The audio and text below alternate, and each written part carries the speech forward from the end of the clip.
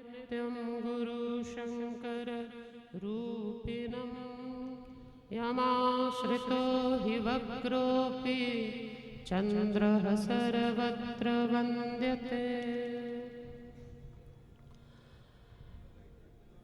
मन्दारमाला कुलितालकाय कपालमालाङ्कितशेखराय दिव्याम्बराय च दिगम्बराय नमः शिवाय च नमः शिवाय।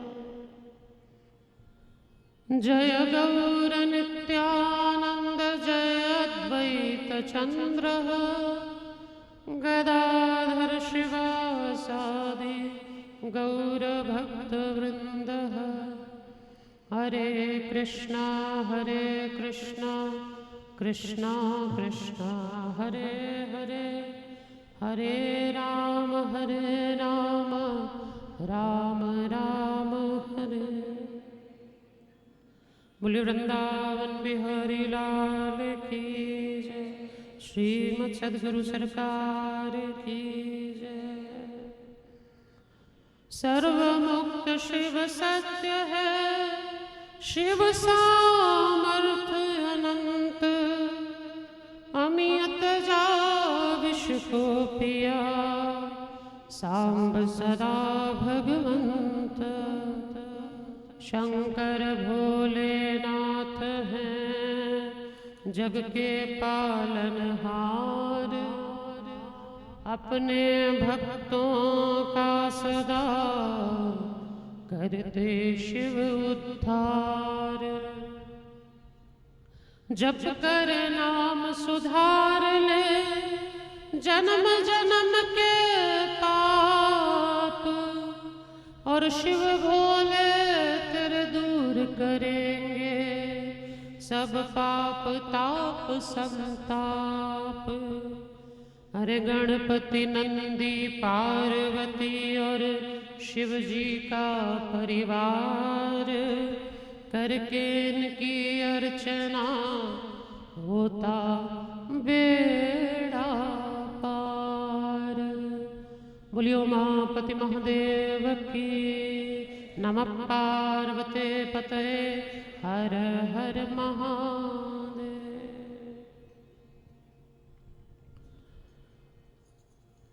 नमः शिवाय ओम नमः शिवाय, हर हर भोले नमः शिवाय।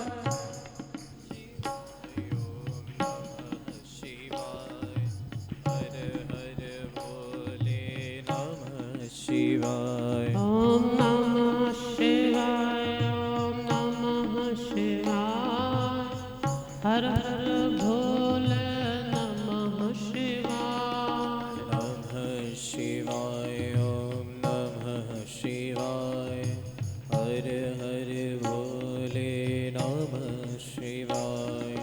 नमः शिवाय ओम नमः शिवाय, हर हर भोले नमः शिवाय। नमः शिवाय ओम नमः शिवाय, हर हर भोले नमः शिवाय। ओम नमः शिवाय ओम नमः शिवाय, हर हर भोले नमः शिवाय। नमः शिवाय ओम नमः शिवाय, हर हर भोले नमः शिवाय। ओम गंगाधराय शिव गंगाधराय, हर हर भोले नमः शिवाय।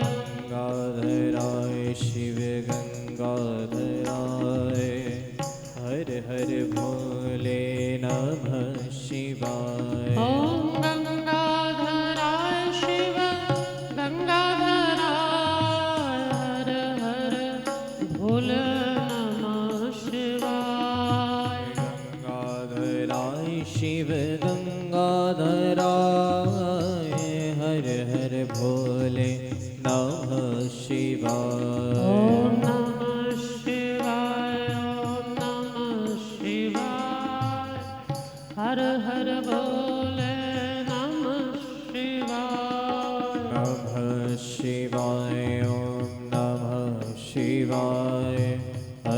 हर भोले नमः शिवाय। ॐ नमः शिवाय ॐ नमः शिवाय हर हर भोले नमः शिवाय।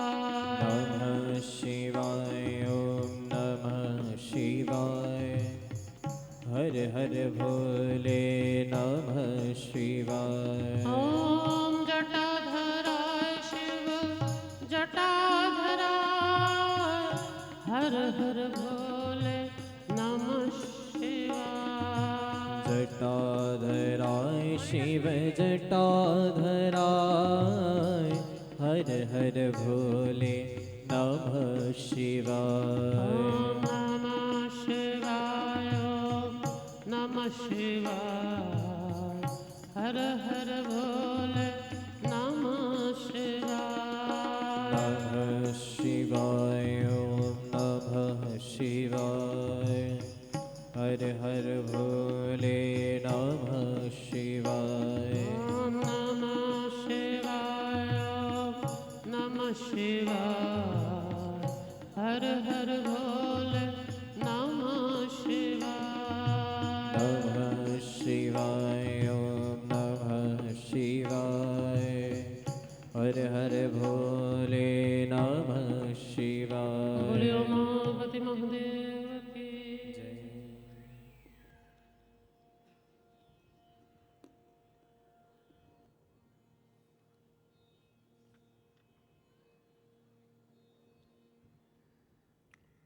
हम सभी का सौभाग्य है कि धनुर्मास के इस पावन पर्व पर हम सभी आपकी भूमि में प्रथम बार आयोजित होने वाली इस दिव्य शिव महापुराण की कथा के लिए समुपस्थित हैं। आज कुछ टेक्निकल दिक्कतें हैं साउंड को लेकर, इसलिए कथा में विलंब भी है और कथा सुचारू रूप से आज ले भी नहीं सकते क्योंकि संगीत चल ही नहीं रहा है। तो क्योंकि व्यासपीठ खंडित नहीं करनी चाहिए ऐसा नियम है, इसलिए हम एक आधा घंटा सत्संग करते हुए आज विराम की ओर चलेंगे और कल टेक्निकल चीज़ों को ठीक कर लेंगे, फिर उसके बाद कथा को प्रारंभ करेंगे। तो आप लोगों ने अनेक पुराण कई बार सुनी हैं और सब पुराणों का अपना अपना एक तात्विक स्वरूप होता है।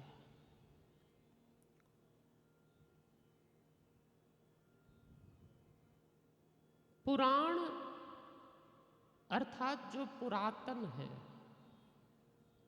जो प्राचीन है, और प्राचीन वस्तुओं का हमें ज्ञान हो, किस प्रकार किसी साधक ने भगवान की आराधना कर कर अपने जीवन को धन्य बनाया है, ये हमें पता चले, इसलिए पुराण का श्रवण किया जाता है।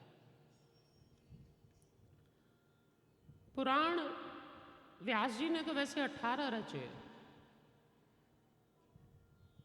लेकिन इन 18 पुराणों में सबसे प्रसिद्ध पुराण श्रीमद् भागवत महापुराण है, जो कि 18वां है, विश्राम का पुराण। लेकिन यहाँ पर हम जिस पुराण को समझने के लिए उपस्थित हुए हैं, ये उन 18 पुराणों में से चौथा पुराण है, शिव महापुराण। और शिव महापुराण अपने आप में बड़ा विशाल ग्रंथ है, जिसमें 24,000 श्लोक हैं और 464 अध्याय हैं। 464 अध्याय और 24,000 श्लोकों से युक्त ये दिव्य ग्रंथ अपने आप में अनूठा है, जहाँ देवादिदेव महादेव के स्वरूप को, महादेव के तत्व को, महादेव की उपासना को समझने के लिए ये शिव महापुराण व्यास जी के द्वारा रचा गया। व्यास जी की एक बड़ी विशेषता ये है कि व्यास जिस पुराण को रचते हैं उस पुराण के देवता को सर्वश्रेष्ठ बताते हैं। अगर आप शिव महापुराण सुने तो शिव महापुराण में बताया गया है कि शंकर भगवान ही सबसे बड़े हैं। अब वही व्यास जी ने जब देवी भागवत लिखी तो उसमें बता दिया कि दुर्गा जी सबसे बड़ी है। आप सबको सुनाई दे रहा है, समझ में आ रहा है? तो दुर्गा जी सबसे बड़ी है। अब वही व्यास जी ने जब गणेश महापुराण लिखी तो लिख दिया कि गणपति सबसे बड़े हैं। वही व्यास जी ने जब आनंद रामायण लिखी तो आनंद रामायण में राम जी को सबसे बड़ा बताया गया है। इसीलिए व्यास जी के द्वारा लिखे हुए ये अनेक पुराणों को जब हम श्रवण करते हैं या अध्ययन करते हैं या इसका पठन चिंतन मनन निधिध्यासन करते हैं तो प्रायः ऐसा होता है कि लोग विचलित हो जाते हैं कि वास्तव में बड़ा कौन है।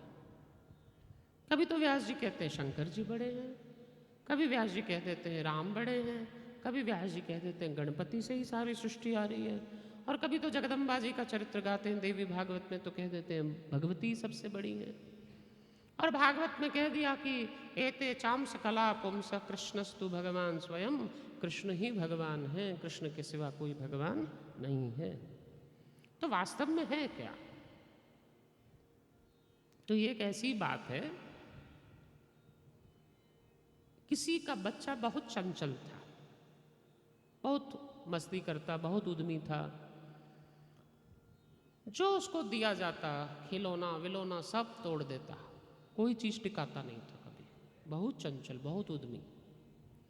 तो माता पिता बड़े परेशान हुए तो एक दिन किसी संत के पास गए तो संत से कहा कि महाराज जी हमारा पुत्र बड़ा चंचल है, जो भी हम इसके हाथ में देते हैं तोड़ ताड़ देता है, खिलौने तोड़ता है, सब तोड़ता है, कुछ छोड़ता नहीं, सब तोड़ता है, कुछ छोड़ता नहीं,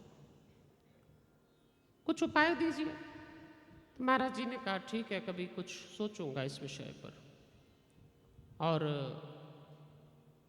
महाराज जी ने ऐसे एक दिन बाजार जा रहे थे तो रास्ते में उन्हें, अब आपको ये सारी बातों पर कल विचार करना पड़ेगा, एक बार मेरी कथा आरंभ होने पर स्टेज से किसी का आना जाना अलाउड नहीं होता है, ये सब बातें आपको सोचनी पड़ेंगी। तो व्यास जी ने ये बड़ा सुंदर दृष्टांत बताया है। अब महाराज जी ने कहा कि ठीक है, हमें यदि कुछ ऐसा सूझेगा उपाय तो हम बताएंगे जिससे आपका बच्चा खिलौना न तोड़ सके। तो महाराज जी ने किया क्या, एक दिन बाजार में जा रहे थे तो उन्हें एक बड़ा पक्का खिलौना नजर आया जो किसी भी तरह टूट नहीं सकता, इसी तरह टूट नहीं सकता, बड़ा पक्का खिलौना है। तो महाराज जी ने कहा ये खिलौना इनके बच्चे के लिए अच्छा रहेगा, अब कितना भी तोड़ेगा तो खिलौना नहीं टूटेगा। तो उन्होंने ले जाके बच्चे को खिलौना दिया, बच्चा ले खिलौना, अब ये खिलौना टूटेगा नहीं और तू आनंद से इससे खेलना। और माता पिता से कहा कि तुम्हारी चिंता खत्म। माता पिता बड़े खुश हुए। कुछ दिन के बाद महाराज जी को वो माता पिता बाजार में मिले। तो महाराज जी ने कहा भाई कैसे हो, बच्चा ठीक है, अभी तो खिलौने तोड़ता नहीं, खिलौना बड़ा पक्का है, टूटेगा ही नहीं, खिलौना टूटा तो नहीं। बोले खिलौना नहीं टूटा, खिलौना के चक्कर में हम लोग टूट गए। बोले ऐसा क्यों, आप क्यों टूट गए खिलौना के चक्कर में? बोले वो खिलौना इतना पक्का है, खिलौना टूटता नहीं तो उसको गुस्सा आता है, इसलिए खिलौना ही ले लेके हमको मारता है और हमारा ही माथा तोड़ दिया है? अब उसको इतना गुस्सा आता है कभी तो बोले वो खिलौना लेके टीवी फोड़ दिया, फ्रिज फोड़ दिया, सब तोड़ दिया, तो खिलौना के चक्कर में हम लोग टूट गए पर खिलौना नहीं टूटा। तो इससे अच्छा तो तोड़ने वाला ही खिलौना था, कम से कम खिलौने ही टूट रहे थे, अब तो हमारे माथे टूट रहे हैं। इससे तो टूटने वाला खिलौना अच्छा था। तो जैसे वो खिलौना उसको इसलिए दिया गया था कि वो उससे खेल सके, लेकिन उसने उस खिलौने का भी दुरुपयोग किया और सबके माथे तोड़ के रख दिए। इसी प्रकार पुराण एक दूसरे का माथा तोड़ने के लिए नहीं बने कि शंकर बड़ा कि गणपति बड़ा कि दुर्गा बड़ी कि हनुमान बड़ा कि काली बड़ी कि कृष्ण बड़ा, इसके लिए पुराण नहीं बने थे। लेकिन हम लोगों ने क्या किया, वही पुराण को खिलौना बनाकर इस पर मार, उस पर मार, शिव पुराण को दुर्गा पर मार, दुर्गा पुराण को देवी भागवत को शिव पुराण पर मार, भागवत जी को रामायण पर मार, रामायण जी को भागवत जी पर मार, और पुराणों का ही खेल प्रारंभ कर दिया। और इसमें परम तत्व क्या है इसको हम समझ नहीं पाए। तो परम तत्व वास्तव में है क्या? इसलिए भगवान के नाम के आगे एक बहुत अच्छा शब्द जुड़ा।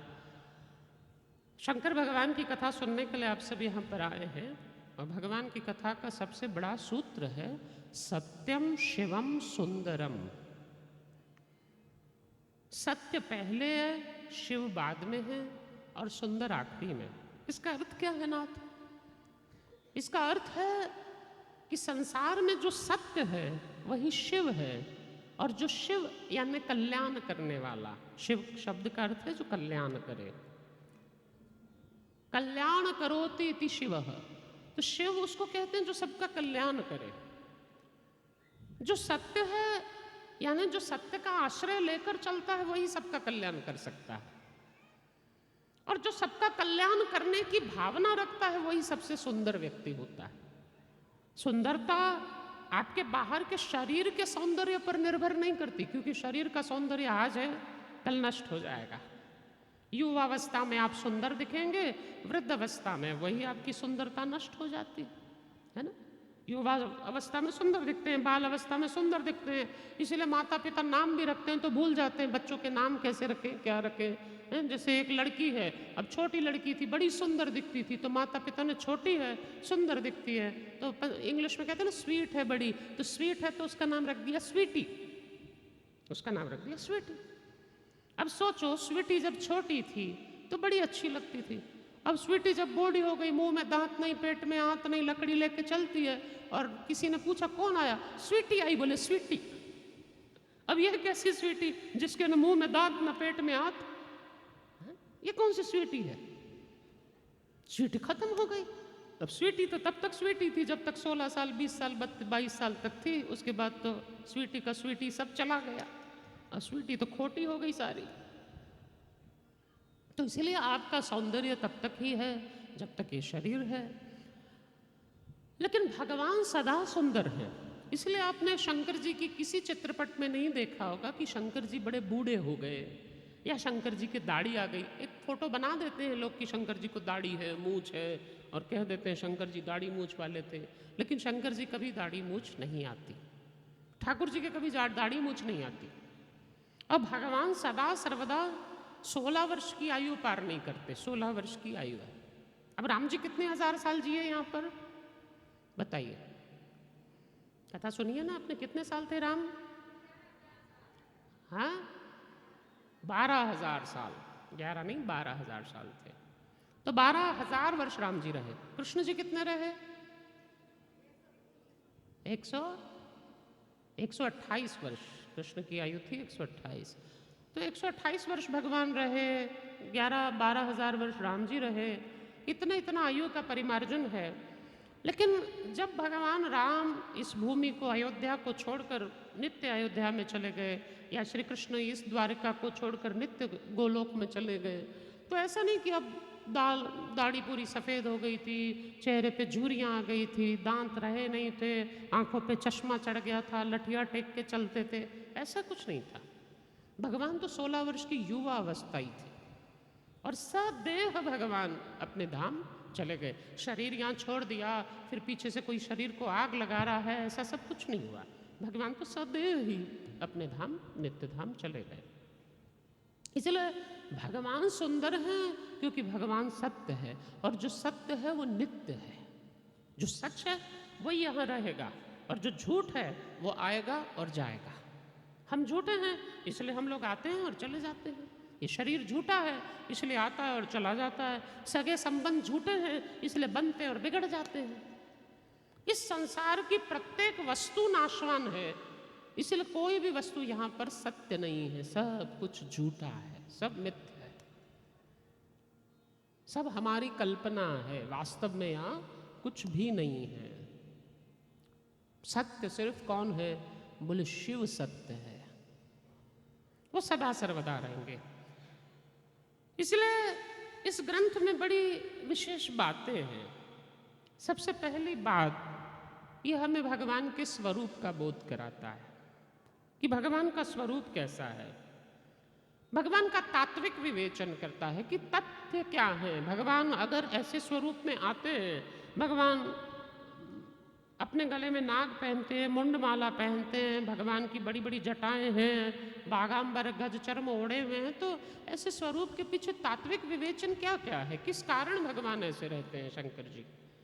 इसलिए भगवान के स्वरूप का तात्विक विवेचन क्या है, भगवान की भिन्न लीलाओं का आधार क्या है, उपासना का रहस्य क्या है, शंकर भगवान की उपासना कब कैसे क्या क्या करनी चाहिए। जैसे इस कथा की एक बड़ी विशेषता ये थी है कि आगामी एकादशी वैकुंठ एकादशी आ रही है, तो इस कथा के भीतर आपको वैकुंठ एकादशी का सौभाग्य मिल रहा है। और उससे भी बड़ी बात, इस कथा में एक बड़ा शंकर जी से बड़ा जुड़ा हुआ पर्व आ रहा है। कौन सा पर्व आ रहा है, किसको पता है? शनि प्रदोष आ रही है और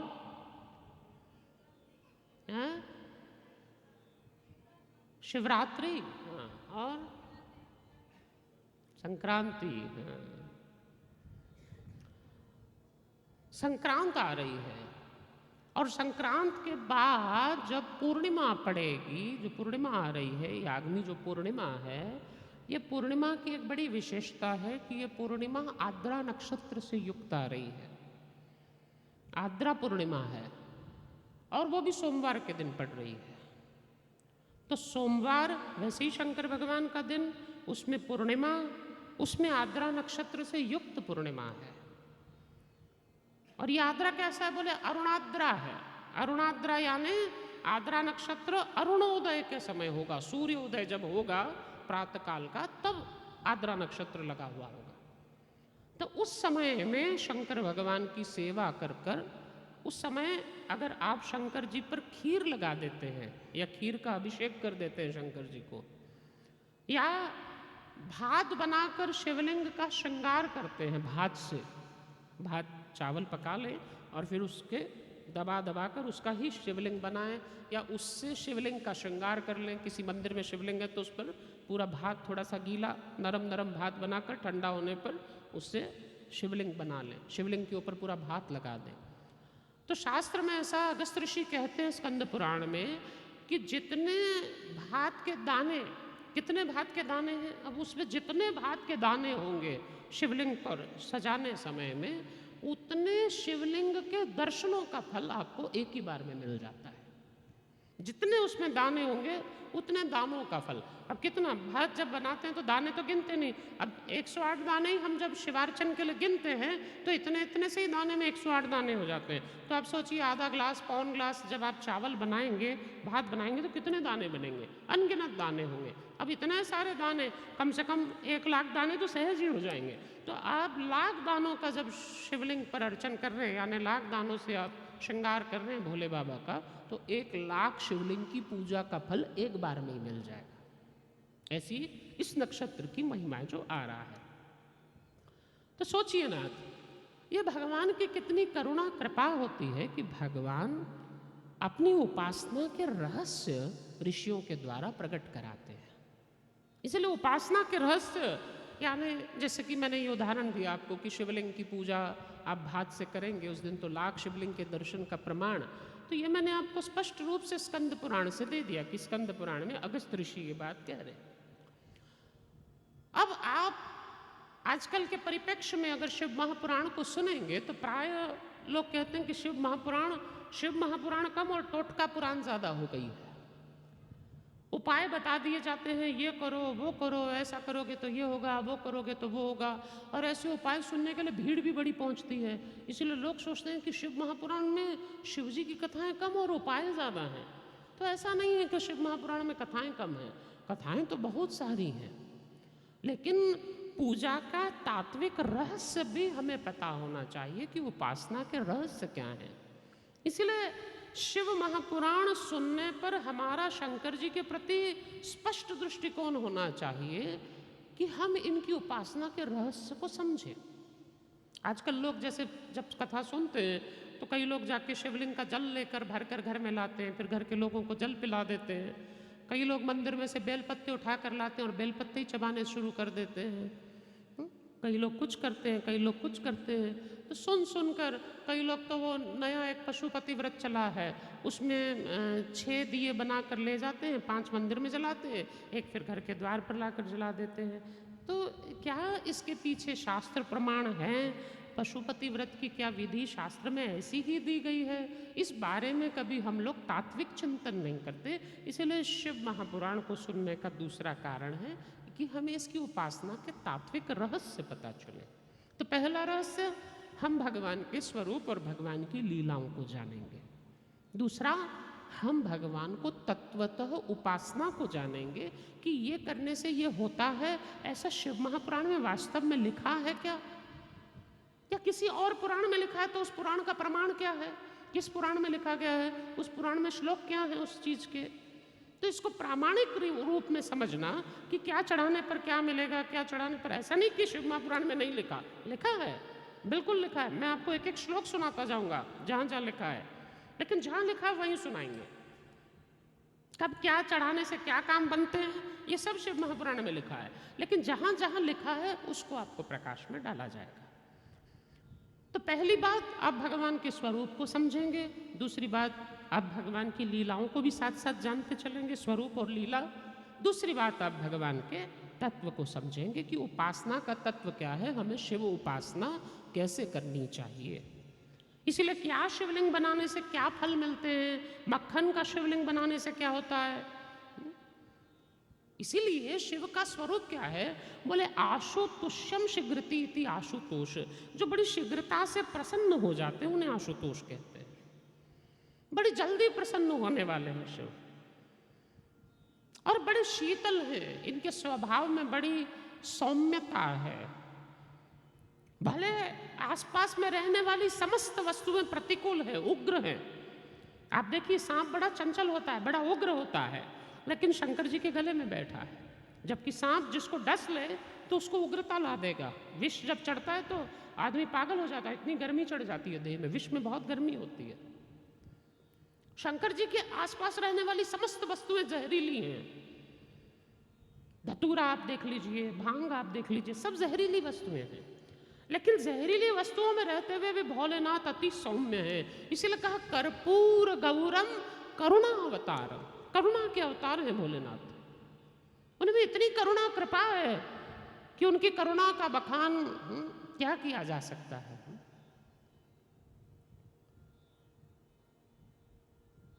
करुणा का बखान नहीं किया जा सकता, इतनी करुणा कृपा है। इसलिए भोलेनाथ का तात्विक स्वरूप, उपासना का रहस्य हम समझे। तीसरी बात, ये ग्रंथ हमें जीवन में जीने के लिए क्या सूत्र प्रदान करता है। पहली बात, हमने शंकर जी के स्वरूप को समझा, लीलाएं समझेंगे। दूसरी बात, हम उपासना का रहस्य समझेंगे कि शिव उपासना कैसे करनी चाहिए, क्या क्या चढ़ाना चाहिए, क्या नहीं, क्या ग्राह्य है, क्या अग्राह्य है। तीसरी बात, हमारे जीवन में जीने के लिए इसमें क्या विशेषता मिलती है हमें। देखिए, पुराण मतलब एक ज़माने में एक राजा था, इसलिए कहानियाँ जब भी सुनाई जाती हैं तो पौराणिक पद्धति से सुनाई जाती हैं। तो इंग्लिश में आप जब पढ़ाई करते हैं ना स्कूल में, तो लिखा होता है once upon a time there was a king. तो वंस अपॉन अ टाइम यानी एक बार की बात है। इसलिए आप कोई भी पुराण उठाइए, आप सत्यनारायण की कथा भी पढ़ते हैं तो एक समय में अलकापुरी में एक राजा था, तो भूतकाल में सारी बातें बताई जाती हैं। ठीक है, ये पुराण की पद्धति होती है।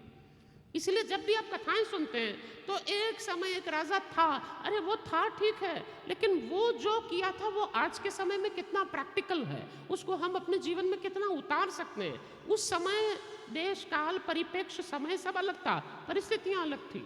उस समय ना साउंड की जरूरत थी, तो मुझे माइक वाले को डांटने की जरूरत नहीं थी। उस समय साउंड चाहिए ही नहीं होते थे। शौनकादिक ऋषियों को आप लोग कितने हैं, मुट्ठी भर से 100 लोग भी नहीं है, 100 150 लोग होंगे, 50 लोग 70 लोग। शौनकादिक ऋषि कितने थे? 88,000 ऋषि। और सूत गोस्वामी जब कथा सुना रहे हैं तो 88,000 ऋषियों को कथा सुना रहे हैं, लेकिन 88,000 ऋषियों को कथा सुनाने समय भी सूत गोस्वामी को किसी माइक की जरूरत नहीं थी, किसी म्यूजिशियंस की जरूरत नहीं थी, इनका कोई झंझट नहीं था। लेकिन जैसे जैसे समय बदला, आप थोड़ा समय पहले चले जाइए, 50 साल पहले, परम पूज्य प्रातः स्मरणीय श्री डोंगरे जी महाराज जब भागवत करते थे, श्री करपात्री जी जब कथा सुनाते थे, स्वामी अखंडानंद जी जब कथा सुनाते थे, या पूज्य श्री स्वामी श्री रामसुखदास जी महाराज जब प्रवचन सुनाते थे, आप लोगों को किसी व्यवस्थाओं की जरूरत नहीं थी, कोई आयोजन नहीं होते थे। आयोजन में सिर्फ एक माइक लगा दिया जाता था और काम हो जाता था, न संगीत की आवश्यकता थी न कुछ था।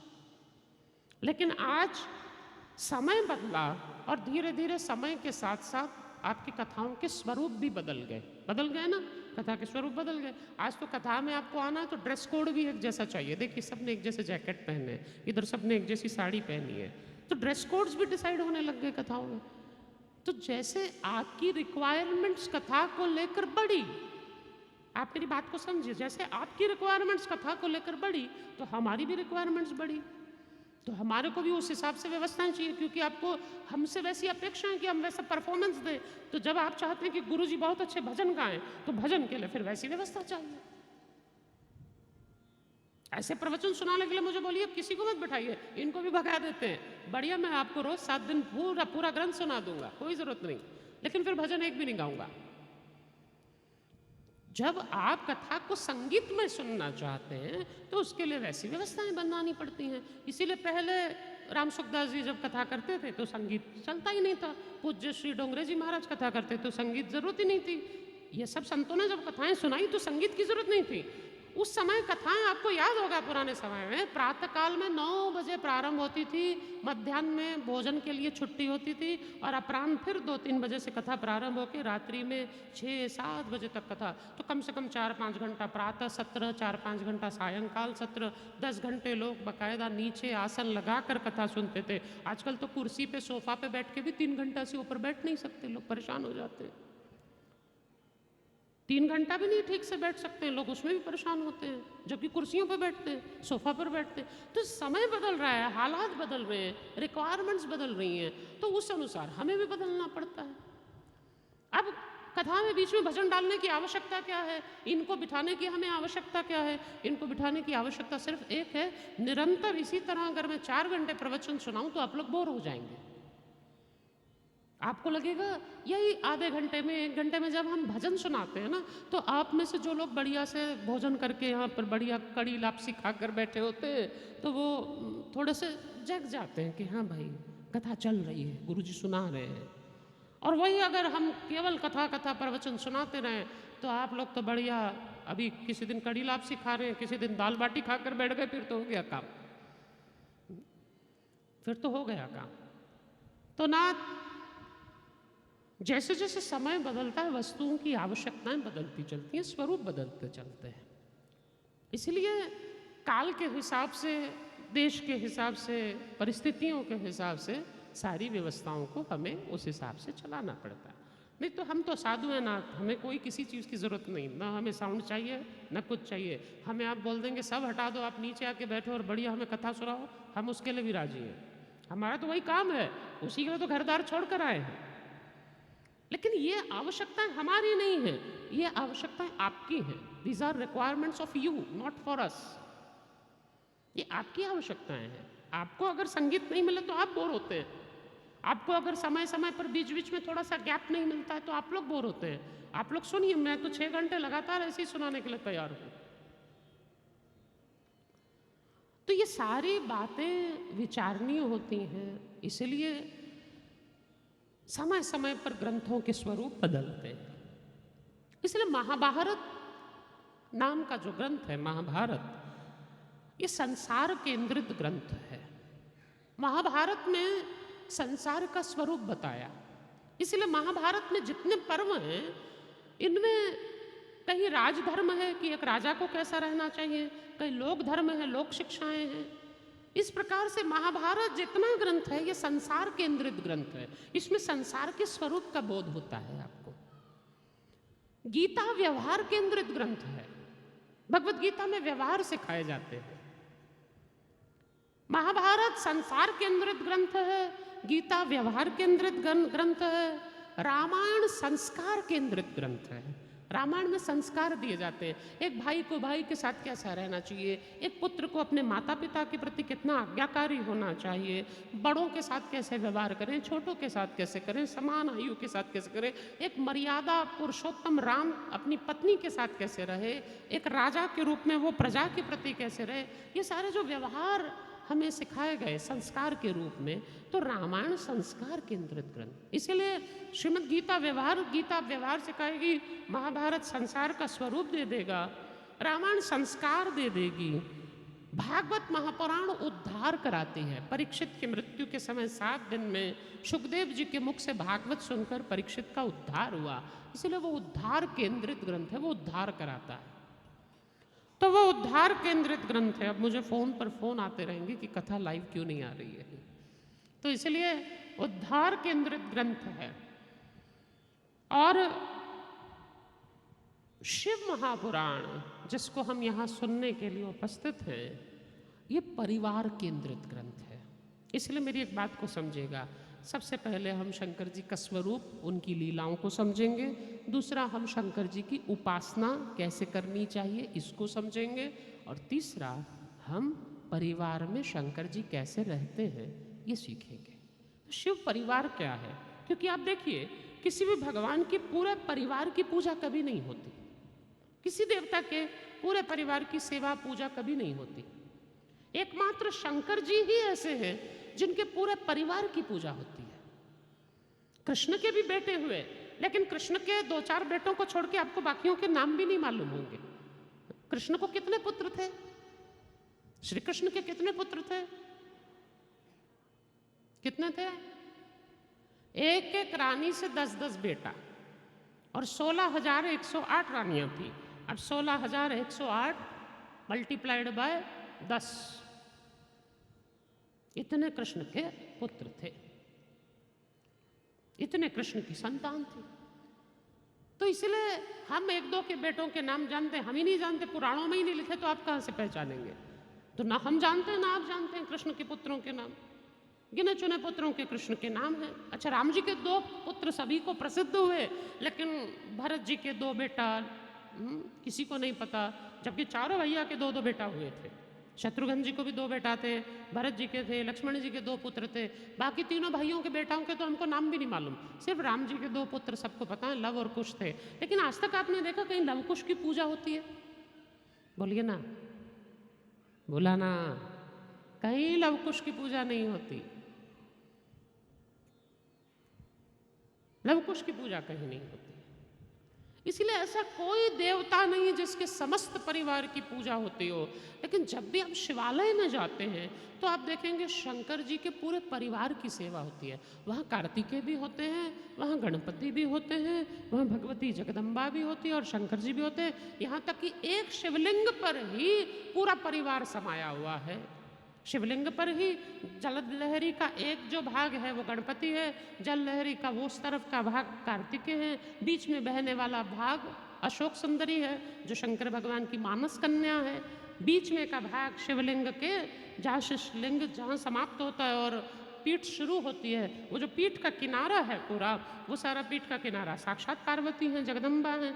और यहाँ तक कि ऊपर से जो जल लहरी है, यानी जो जहाँ से आप मटघड़े में जल डालते हैं, जो ऊपर का घड़ा है जहाँ से जल टप टप टप टप गिरता है, तो ये जो ऊपर का घड़ा है इसमें 5 बेटियां शंकर भगवान की रहती हैं। तो एक शिवलिंग में पूरा शिव परिवार समाहित है, इसलिए परिवार केंद्रित ग्रंथ है। परिवार में कैसे जीना चाहिए, how to live your family life, ये सबसे बड़ी बात शंकर जी की कथा सिखाएगी। इसलिए आप छोटी छोटी समस्याओं से परेशान हो जाते हैं, लेकिन शंकर भगवान किसी भी स्थिति में टेंशन नहीं लेते, जबकि सबसे बड़ी दिक्कतें हैं, सब जगह दिक्कतें हैं शंकर जी की फैमिली में।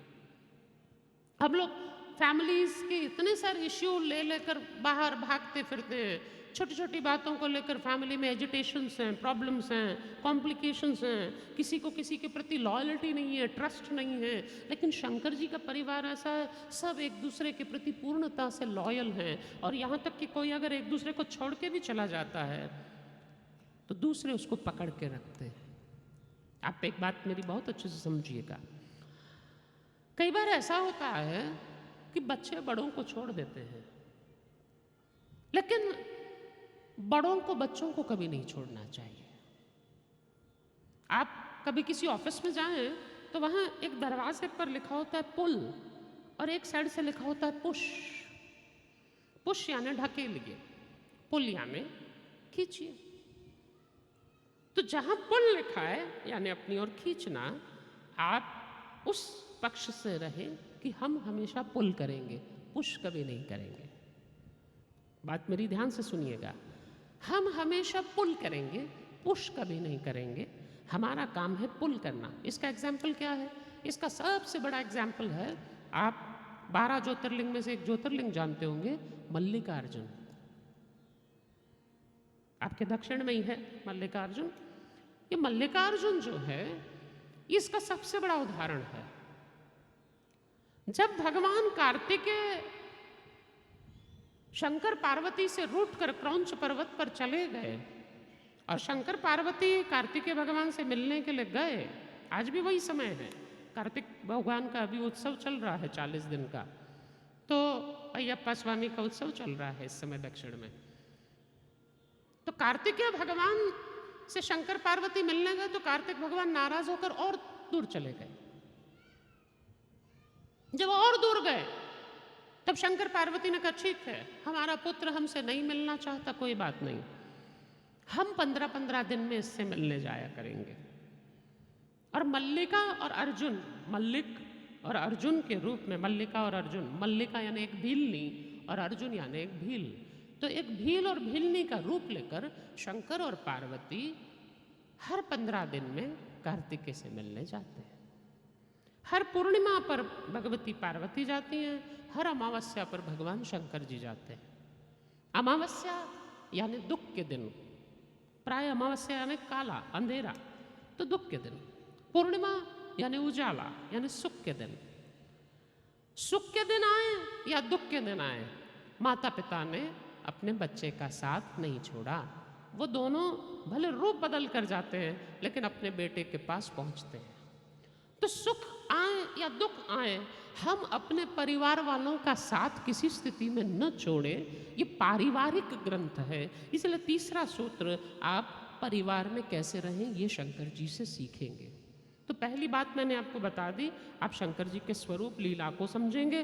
दूसरी बात, आप शंकर जी की पूजा कैसे कैसे की जाए ये समझेंगे।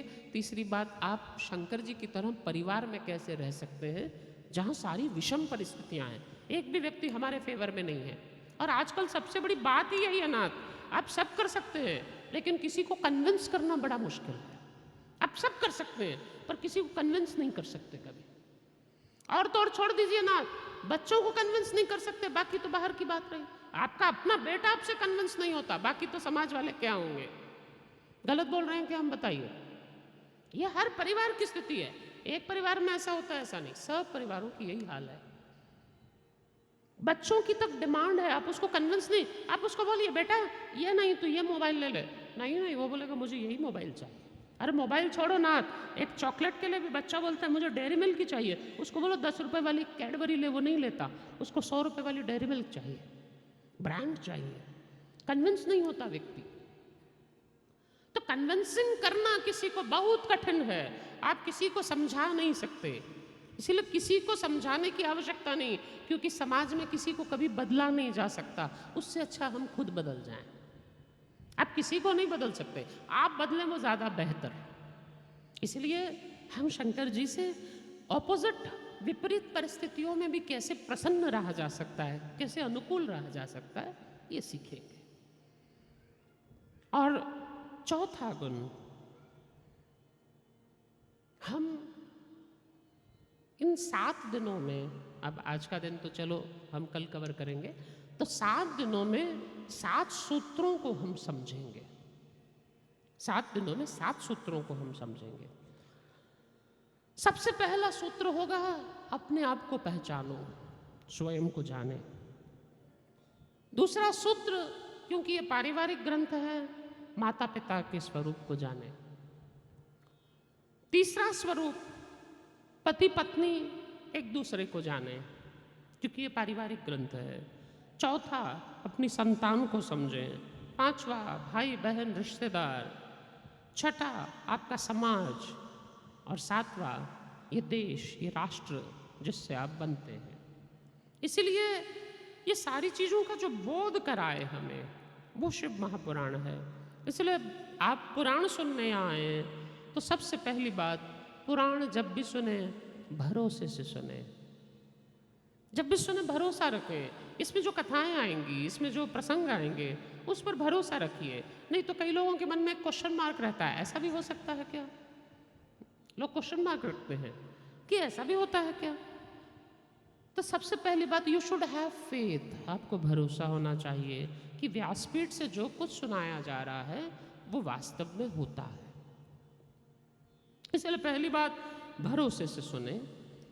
दूसरी बात, आप में सुनने की ललक हो, सुनने की डिज़ायर, इंटेंस डिज़ायर, इच्छा हो, तीव्र इच्छा, उत्कंठा हो कि हमें शिवजी को जानना है, हमें अपने आप को जानना है, हमें शिव की उपासना के रहस्यों को समझना है। इसलिए एक ललक होनी चाहिए आप में कथा सुनने की। ऐसा नहीं कि अब भाई हरीश ने बुलाया है तो हमें जाना ही पड़ेगा, या हरीश जी ने कथा आयोजित की है तो अब हम आए हैं, जहाँ जहाँ से आप लोग हरीश जी के रिश्तेदार आए हैं तो अब बुलाए हैं, आए हैं, बैठे हैं तो बैठ ही जाते हैं। नहीं, ऐसा सोच कर कथा में आइए कि हम यहाँ आए हैं तो अपना जीवन बदल कर जाएंगे। इसलिए इन 7 दिनों में हमारे जीवन में कुछ तो रूपांतर आए, कुछ तो बदलाव आए। 7 दिन में जब आप यहाँ से कथा सुनकर अपने अपने घर लौटें तो घर वाले भी कहें कि आप कुछ बदले बदले से लगते हैं, आप में कुछ चेंज है। कथाएं तो आपने बहुत सुनी, लेकिन आज तक जितनी कथाएं आप सुनते हैं वो पल्लो झाड़ कथाएं हैं। इसलिए मेरी आपसे प्रार्थना होगी, कृपया जब आप कथा सुनने जाएं, कहीं भी जाएं, तो पल्लो झाड़ कथा न सुने। पल्लो झाड़ कथा क्या होती है? जब आप लोग कथा से उठते हैं ना, तो जितने नीचे, आजकल सोफा पे बैठे हैं तो ठीक है, जितने नीचे बैठे होते हैं ना वो उठ के अपने कपड़े झटक देते हैं। तो कपड़े क्यों झटकते हैं? वो बोलते हैं कथा का एक एक कण भी हमारे साथ घर में नहीं जाना चाहिए। इसलिए वो महाराज जी से कह रहे होते हैं, तेरा तुझको अर्पण, तेरा तुझको अर्पण, क्या लागे मेरा। इसलिए जो आपने ज्ञान दिया आप ही रखो, अपने तक ही सीमित रखो, हम बदलने वाले नहीं हैं। तो इसलिए ऐसा ना हो, आपका स्वरूप बदले, रूपांतर आप में आवश्यक है। इसलिए रूपांतर की दृष्टि से कथा श्रवण करें।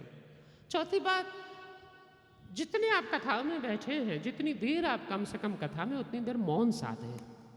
इसलिए न देखिए कौन आ रहा है, न देखिए कौन जा रहा है, किसी से कोई लेना देना मत रखिए। आप सिर्फ इतना सोचिए कि मैं और शंकर भगवान यहाँ पर है, इसके सिवा कुछ नहीं है।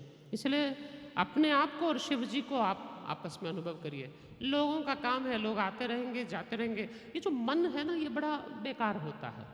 ये मन आपको अंदर से किक मारता रहेगा बैठा बैठा, देख देख देख वो अभी आ रहा है, देख देख उसको निमंत्रण दिया था 2 दिन के बाद, अब वो उठा कर आया है। मन किक मारता फिरेगा। और स्पेशली लेडीज़ को तो बड़ी आदत होती है, वो मन अंदर से किक मारता है, अच्छा ये तो उस दिन भी यही साड़ी पहन कर आई थी, आज भी यही साड़ी पहन कर आई है, अरे ये तो वहाँ पर उस दिन यही वाला नेकलेस पहन कर आई थी, देखो इसके पास एक ही नेकलेस है, वही पहन कर आ जाती है बार बार। तो कथा में भी बैठेंगे तो वो या तो एक दूसरे के नेकलेस देखती रहती है या एक दूसरे की साड़ी देखती रहती है। इसीलिए कथा सुने तो अपने आप को बदलने के लिए सुने। कथा कोई मनोरंजन नहीं है, कथा कोई एंजॉयमेंट नहीं है।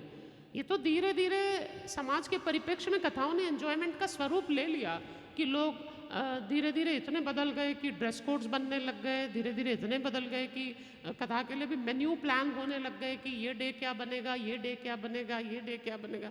इट्स फैक्ट, ऐसा हो रहा है समाज में। ये सब हम जहाँ जाते हैं वहाँ देखते हैं। तो आपका आधे से ज़्यादा समय इन्हीं व्यवस्थाओं में जाता है, जबकि एक्चुअली तो कथा इतनी सात्विक तरह से सुननी चाहिए कि सिर्फ कड़ी खिचड़ी खाइए, हल्का आहार लीजिए और कथा सुनिए। लेकिन कथा में सबसे हैवी मेन्यू प्लान होते हैं, और यहाँ तक कि वही कथा को सबसे हिट या सक्सेस माना जाता है जहाँ बेस्ट से बेस्ट मेन्यू मिलता है खाने का। ये दुर्भाग्य है हमारे समाज का कि आज कथाओं के आयोजन, आप शादी में इतनी मेहनत नहीं करते जितनी कथाओं पे मेहनत करते, इतने एफर्ट्स लेते हैं कथा को आयोजित करने में। कारण यह है कि आप लोगों ने कथा को उपासना की अपेक्षा मनोरंजन में ज़्यादा ले लिया है। और अब जो भी है, हमें तो समाज के फ्लो में चलना पड़ता है, तो हम तो फ्लो के साथ हैं, हम आपके साथ हैं, जैसा आप चाहते हैं हम उस फ्लो में बहते हैं। लेकिन हम ये चाहते हैं कि आप कुछ समझते रहें, कुछ कम से कम कुछ जीवन में उतारें, आपके जीवन में कुछ बदलाव आए। इसलिए जितना हो सके मौन साधिएगा नाथ, कम बोलिए, थोड़ा सा इंटरनल जर्नी अंदर उतरने का प्रयास करिए। थोड़ा अपने आप को जानिए, मैं कहाँ हूँ, कहाँ गलत हूँ, मेरे अंदर क्या है, कौन सी दुर्वासनाएं हैं, कितना काम है, कितना क्रोध है। आपको पता है जब आपको बुखार चढ़ता है ना, तो एक होता है एपरेटस जिसको कहते हैं थर्मोमीटर। थर्मोमीटर जैसे ही आप अपनी बगल में लगाएंगे या मुंह में पकड़ेंगे तो वो आपको आपका टेम्परेचर बताता है, बॉडी टेम्परेचर कितना है। तो उससे आप अपने टेम्परेचर को देखकर भांप लेते हैं कि मैं कितना बीमार हूँ। 100 है, 101 है तो मुझे ज़्यादा बुखार है, 102 है तो बहुत ज़्यादा, 104 है तो बहुत ही क्रिटिकल पोजीशन है। तो आप टेम्परेचर पर भापते हैं, 96 97 है तो अपना नॉर्मल टेम्परेचर पर चल रहे हैं। तो जैसे थर्मामीटर आपको आपके अंदर की बीमारी बताता है, कथा में बैठने पर यह सबसे बड़ा थर्मामीटर है जो आपको आपके स्वभाव की बीमारी बताता है कि आप में कितना काम है, कितना क्रोध है, कितना लोभ है, कितना मोह है, कितना मद है, कितना मात्सर्य है, कितनी ईर्ष्या, कितना द्वेष, कितना विनिवेश, कितनी अविद्या। तो ये सब हम कितना सप्रेस कर सकते हैं, कितना इससे ठीक हो सकते हैं, कितने उबर सकते हैं, इस पर काम करने के लिए ही तो कथा थी। आप समझिए मेरी बात को। आप शीशे के पास जाते हैं, क्यों जाते हैं? बोलिए ना हरीश, बोलो, क्यों जाते हैं शीशे के सामने? हाँ जी, शीशे के पास क्यों जाते हैं? अपने आप को देखने के लिए। देखकर क्या करते हैं? आप लोग अपने बाल खराब है तो बाल संवारेंगे, साड़ी का पिनअप ठीक नहीं है तो पिनअप ठीक कर लेंगे, है ना। और अगर लिपस्टिक वगैरह थोड़ा सा डिस्टर्ब है तो उसको टचअप निकाल लेंगे। तो ये सब कुछ आप करते हैं। या फिर बहुत से लोग तो इसलिए जाते हैं सफ़ेद बाल कहाँ कहाँ दिख रहा है, थोड़ा गोदरेज की हेयर डाई ज़्यादा लगानी पड़ेगी। तो बाल भी छुपाने के लिए लोग जाते हैं कि आयु ना पता चले। कई लोग अपनी झुर्रियाँ छुपाने के लिए बढ़िया फेशियल करेंगे तो किसी को पता नहीं चलेगा। तो आप कितना भी फेशियल कर लो, कितना भी आप गोदरेज की हेयर डाई लगा लो, कितना साड़ी का पल्लू ठीक से पिनअप कर लो, बाल बना लो, सब करो, वो शीशे का नाम एक है आईना। उसका नाम है आईना। आईना क्यों नाम है उसका? उसका नाम है आईना, मतलब I know what you are. वो कहता है I know what you are. तू कितना भी छुपा, कितने सफ़ेद बाल काले कर ले, मुझे पता है तेरे बाल कहाँ कहाँ सफ़ेद है। इसलिए आप उससे कुछ नहीं छुपा सकते। वो कहता है I know what you are. ठीक इसी प्रकार से जैसे आप शीशे के सामने जाके अपने स्वरूप को सुधारते हैं, सत्संग कथाएं इसलिए कि आप अपना स्वभाव सुधारें, आप अपना स्वभाव सुधारें।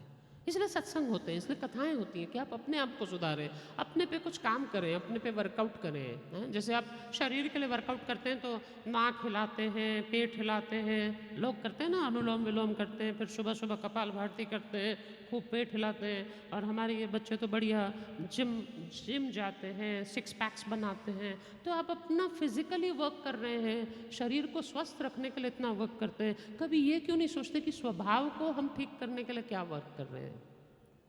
घर थोड़ा सा पुराना हो जाता है तो पेंटिंग कराते हैं, रिनोवेट करते हैं। घर को ठीक करने के लिए हम रिनोवेशंस करा रहे हैं। जहाँ जहाँ ज़रूरत है वहाँ पुरानी वस्तुओं को हम ठीक करते हैं। तो अपने स्वभाव को ठीक करने के लिए हम क्या काम करते हैं? कभी इस बात में सोचिएगा।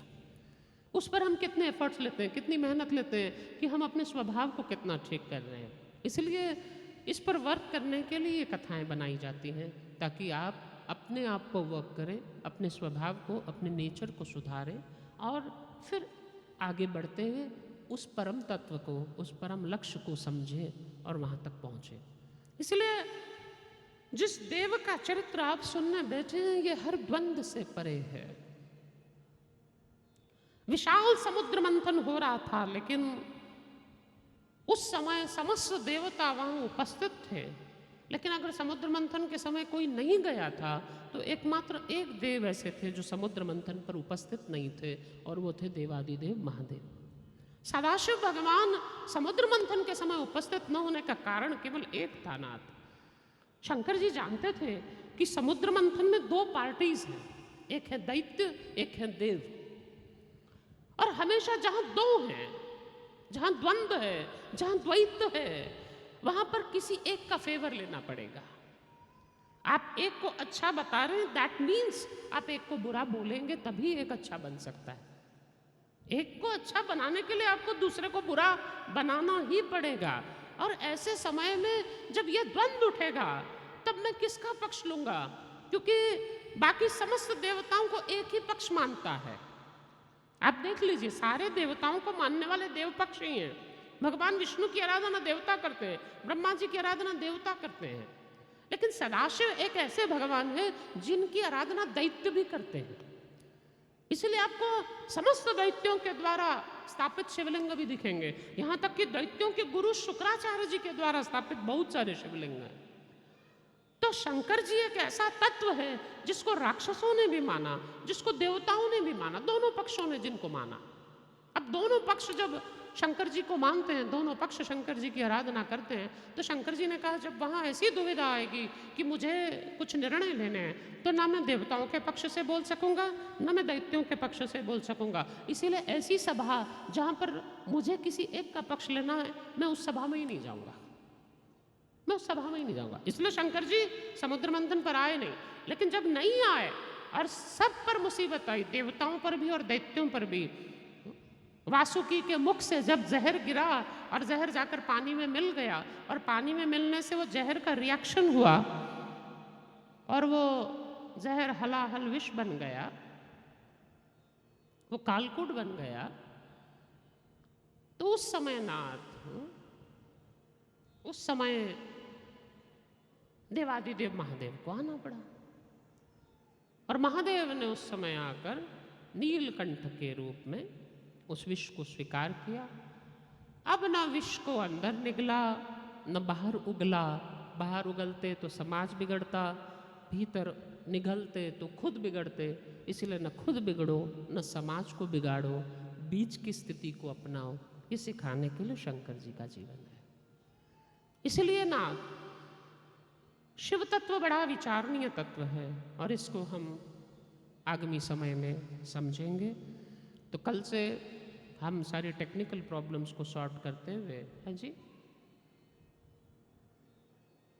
क्या बोल रहे हैं मुझे सुनाई नहीं दे। ओके, झांकी क्यों सजाई? फिर कथा ही नहीं है तो झांकी क्यों?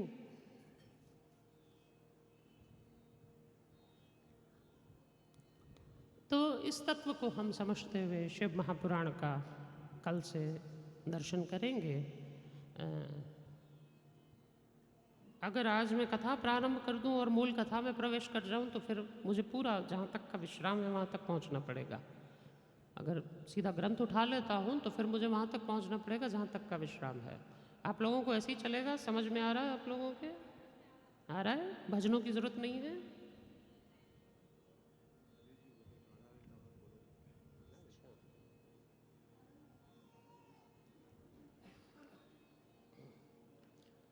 तो नाथ, इसको आपको इस तरह से समझना पड़ेगा। इसलिए इस दिव्य ग्रंथ को समझने के लिए हम सब यहाँ पर आए हैं। ऐसा करते हैं, महात्म्य सुन लेते हैं आज, ठीक है? बिना संगीत की महात्म्य सुन लीजिए आप लोग। महात्म्य को मैं पूरा कवर कर लेता हूँ, कल से हम मूल शिव महापुराण को प्रारंभ कर देंगे। जो स्कंद पुराण अंतर्गत महात्म्य है उसके अध्याय में आज ले लेता हूँ। तो शंकर भगवान वो तत्व है जिसको हमें समझना है, जानना है और उसी अनुसार कार्य करना है। इसलिए उपासना,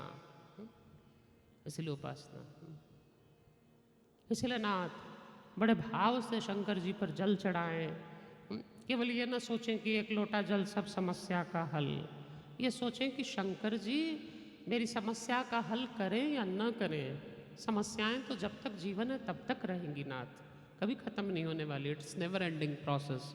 लेकिन शंकर जी इससे प्रसन्न हो, इसलिए शंकर जी के लिए विधान है कि जितना शीतल जल हो उतना शिव जी ज़्यादा जल्दी प्रसन्न होते हैं। ठंडा जल शंकर जी पे, इसलिए शंकर जी ठंडे क्षेत्र में रहना पसंद करते हैं। इसलिए आप देखिए बर्फ के रूप में, अमरनाथ के रूप में शंकर जी प्रकट हो जाते हैं। तो बर्फ के रूप में आने का क्या कारण है? शीतलता, ठंडे रहते हैं शंकर जी, बिल्कुल कूल। और यही भगवान की विशेषता होती है, चाहे वो नारायण हैं वो चाहे शिव हैं, बड़े कूल रहते हैं, ठंडे रहते हैं। इनका दिमाग जल्दी गर्म नहीं होता। हम लोग तो भौतिक लोग हैं ना, संसारी लोग, हम लोगों के दिमाग तुरंत गर्म हो जाते हैं। अरे ऐसा हो गया, अरे वैसा हो गया, हम लोग तुरंत ईगो में आ जाते हैं। लेकिन भगवान इतने सौम्य हैं, किसी भी परिस्थिति में उनका दिमाग गर्म नहीं होता। नहीं तो आप सोचिए, आप आप क्या करिए, ठंडी के दिन हो, जैसे अभी ठंडी हवाएं चल रही है ना, ठंड के दिन हो, खूब ठंड हो, और ठंड में आप एक लोटा पानी का भरिए, रात भर छत पे रख दीजिए, और सुबह सुबह नहाइए धोइए, और वो लोटा लेकर घर से बाहर निकलिए, और जो सड़क पे आपको पहला व्यक्ति मिले उस पर वो लोटा डाल दीजिए। ठंडा ठंडा फ्रिज का पानी बिल्कुल, जो पहला व्यक्ति मिले उस पर डाल दीजिए। इसके बाद क्या होगा, इसकी जिम्मेदार आप है, मैं नहीं। मोड बंद करिएगा और भागने के लिए तैयार रहिएगा, नहीं तो ऐसी पिटाई होगी, ऐसी सुताई होगी आपकी, हाँ? इसलिए भागने के लिए तैयार रहिएगा। फिर इसके बीच कारण क्या, अब यही जल ले जाइए और शिव जी पर चढ़ा दीजिए। नाथ भोलेनाथ इतने प्रसन्न हो जाएंगे कि आपकी हर इच्छा पूर्ण कर देंगे, ठंडे हो जाएंगे बिल्कुल। इसलिए भोलेनाथ बड़े ठंडे रहते हैं, इसलिए कहना चाहिए, अरे जरा डमरू बजाओ शिव शंकर, मैं पूजा करने आई हूँ। जरा डमरू बजाओ शिव शंकर, मैं पूजा करने आई हूँ। जरा डमरू बजाओ शिव शंकर, मैं पूजा करने आई हूँ। मैं पूजा करने आई हूँ, और तुम्हें मनाने आई हूँ। मैं पूजा करने आई हूँ, मैं तुम्हें मनाने आई हूँ। मैं पूजा करने आई हूँ, और तुम्हें मनाने आई हूँ। मैं पूजा करने आई हूँ, मैं तुम्हें मनाने आई हूँ। जरा डमरू बजाओ शिव शंकर, मैं पूजा करने आई हूँ। जरा डमरू बजाओ शिव शंकर, में पूजा करने आई हूँ। जरा डमरू बजाओ शिव शंकर, मैं पूजा करने आई हूँ। जरा डमरू बजाओ शिव शंकर, में पूजा करने आई हूँ। मेरे हाथ में जल का लोटा है, मैं स्नान कराने आई हूँ। मेरे हाथ में जल का लोटा है, मैं स्नान कराने आई हूँ।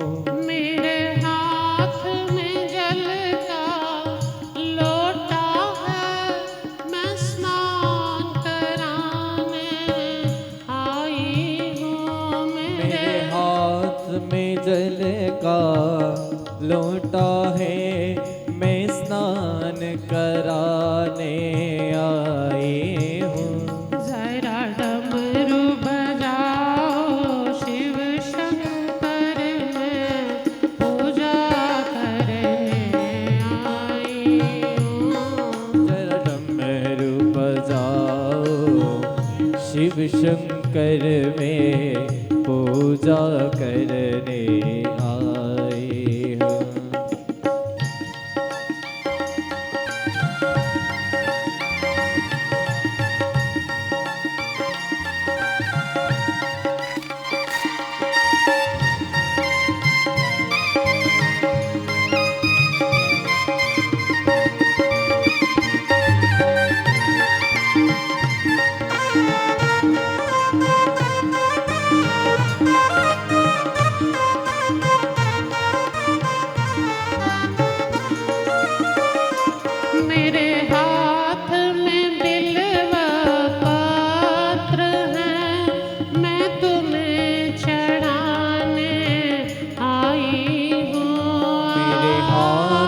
में बिल्वा, मेरे हाथ में बिल्वा पत्र है, मैं तुम्हें चढ़ाने आई हूँ। जरा डमरू बजाओ शिव शंकर, मैं पूजा करने आई हूँ। जरा डमरू बजाओ शिव शंकर में पूजा करने आए हो।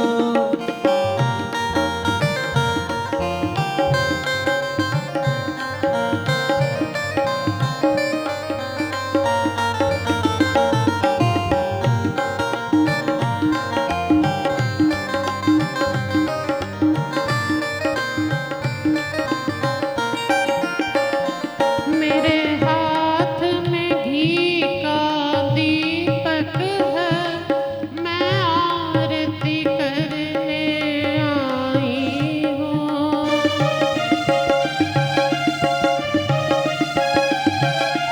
मेरे हाथ में घी का दीपक है, मैं आरती करने आई हो। मैं आरती करने आई हूँ। जरा डमरू बजाओ शिव शंकर, मैं पूजा करने आई हूँ। जरा डमरू बजाओ शिव शंकर में पूजा करने आए हो।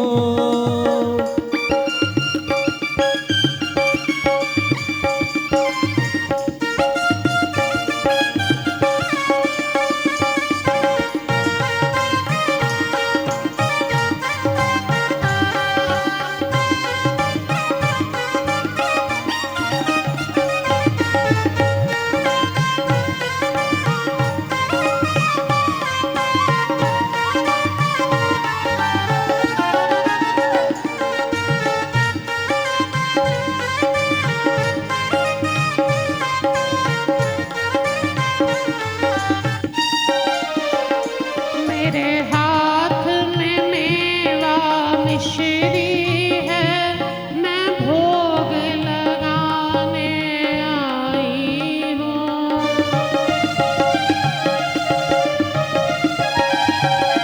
मेरे हाथ में मेवा मिश्री है, मैं भोग लगाने आए हो। जरा डमरू बजाओ शिव शंकर, मैं पूजा करने आई हूँ। जरा डमरू बजाओ शिव शंकर में तुम्हें मनाने आए हो।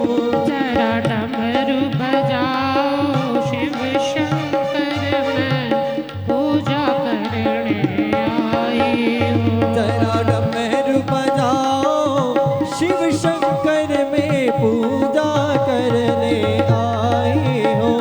मैं पूजा करने आई हूँ और तुम्हें मनाने आई हूँ। मैं पूजा करने आई हो, मैं तुम्हें मनाने आई हो। मैं पूजा करने आई हूँ और तुम्हें मनाने आई हूँ। मैं पूजा करने आई हो, मैं तुम्हें मनाने आई हो। जरा डमरू बजाओ शिव शंकर, मैं पूजा करने आई हूँ। जरा डमरू बजाओ शिव शंकर में पूजा करने आई हो। मैं पूजा करने आई हूँ। मैं पूजा करने आई हो। अब तुम लोगों को ऐसा संगीत सुनने की आदत नहीं है, तो नाथ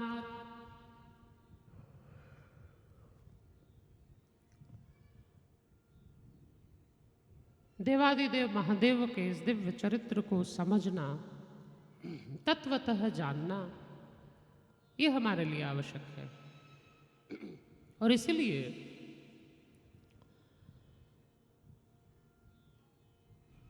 ये प्रसंग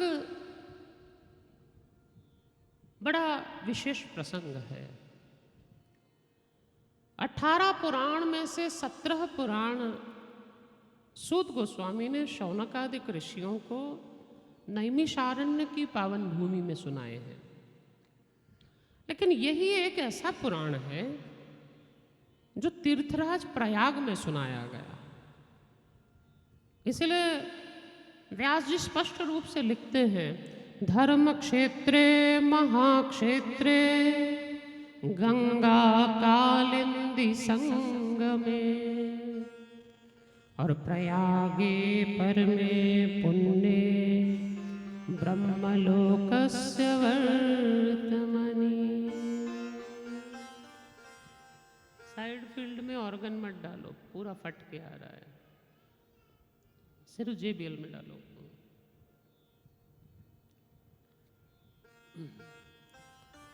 तो धर्म क्षेत्रे महाक्षेत्रे, तुम्हें नहीं सुनाई दे रहा, मुझे दे रहा है बस, तुम तो बजाने का काम करो। गंगा कालिंदी संगमे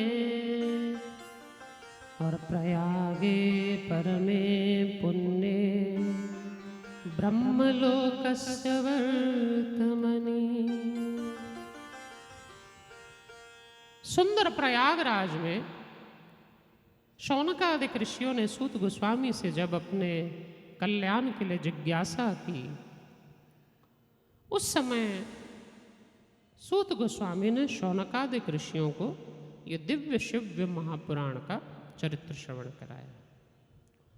शिव महापुराण की महिमा का प्रतिपादन करते हुए सूत गोस्वामी वर्णन करते हैं, धन्यस्त्वं मुनिशार्दूल श्रवण प्रीति लालसा अतो विचार सुदीया वच्मि शास्त्र महोत्तमम्। मैं आपको बड़ा विचार पूर्वक एक दिव्य शास्त्र प्रदान कर रहा हूं, जो कैसा है? बोले सर्व सिद्धांत निष्पन्नम और भक्त्यादिक विवर्धनम और शिवतोषकरम दिव्यम शृणु वत्स रसायनम। शिवतोषकरम दिव्यम शृणु वत्स रसायनम सर्व सिद्धांत निष्पन्नम, सारे सिद्धांतों से परिपूर्ण ऐसा ये दिव्य ग्रंथ है। और शिव महापुराण को सुनने से, शिव महापुराण को श्रवण करने से किसकी सदगति हुई, इसकी जब जिज्ञासा शौनकादिक ऋषियों ने सूत गोस्वामी से की, तब 2 प्रसंग बड़े प्रसिद्ध प्रसंग सुनाए गए। एक तो देवराज का प्रसंग। ये देवराज ने अपना सारा जीवन विषयों में व्यर्थ गवा दिया,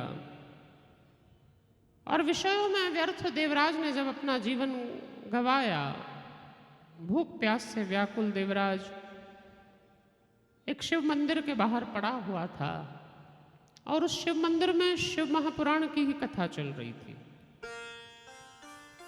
इस देवराज ने वो शिव महापुराण की कथा का श्रवण किया, और सारा जीवन पाप किए हुए देवराज को जब मृत्यु आई, इसको बुखार हो गया, मंदिर के पास पड़ा रहा, ज्वर ने इसको ग्रसित किया, बुखार आया, और इसकी मृत्यु हुई तो यमदूत इसे लेने आए। लेकिन जब यमदूत लेने आए तो वहां से शिवगण भी लेने आ गए, और शिवगणों में और यमदूतों में झगड़ा हुआ कि इसे कौन ले जाएगा। तब यमदूतों ने कहा कि ये पापाचारी है, इसने सारा जीवन पाप किए हैं, दुराचारी है, इसलिए ये यमलोक जाएगा।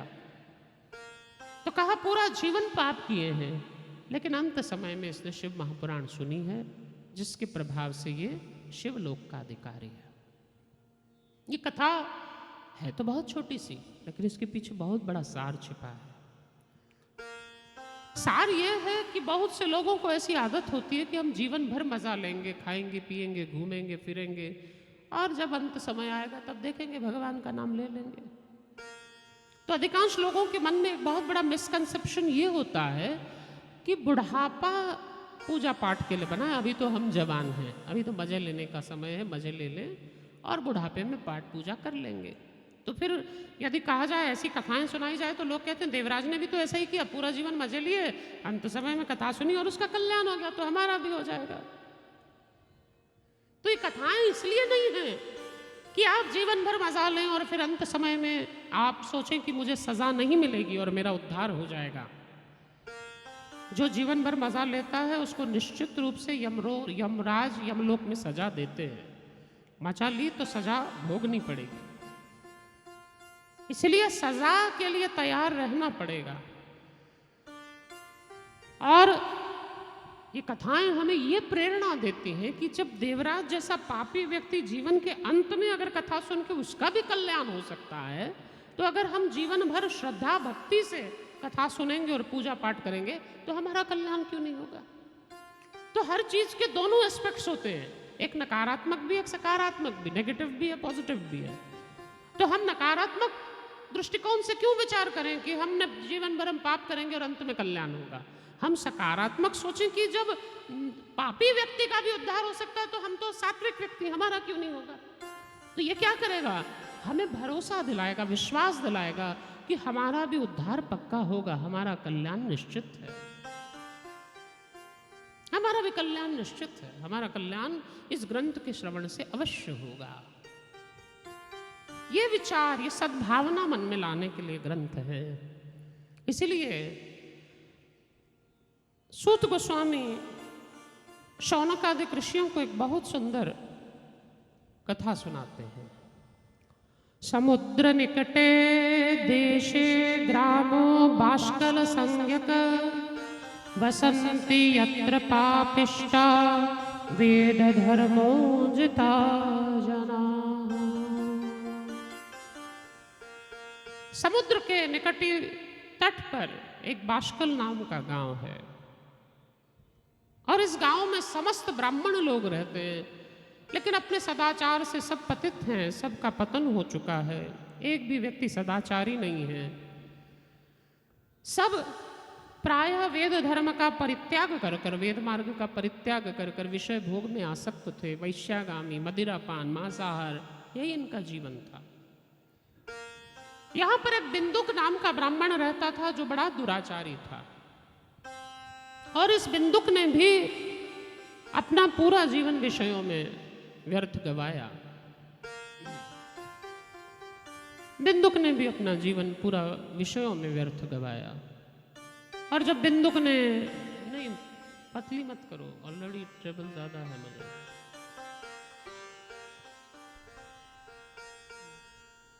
तो बिंदुक ने जब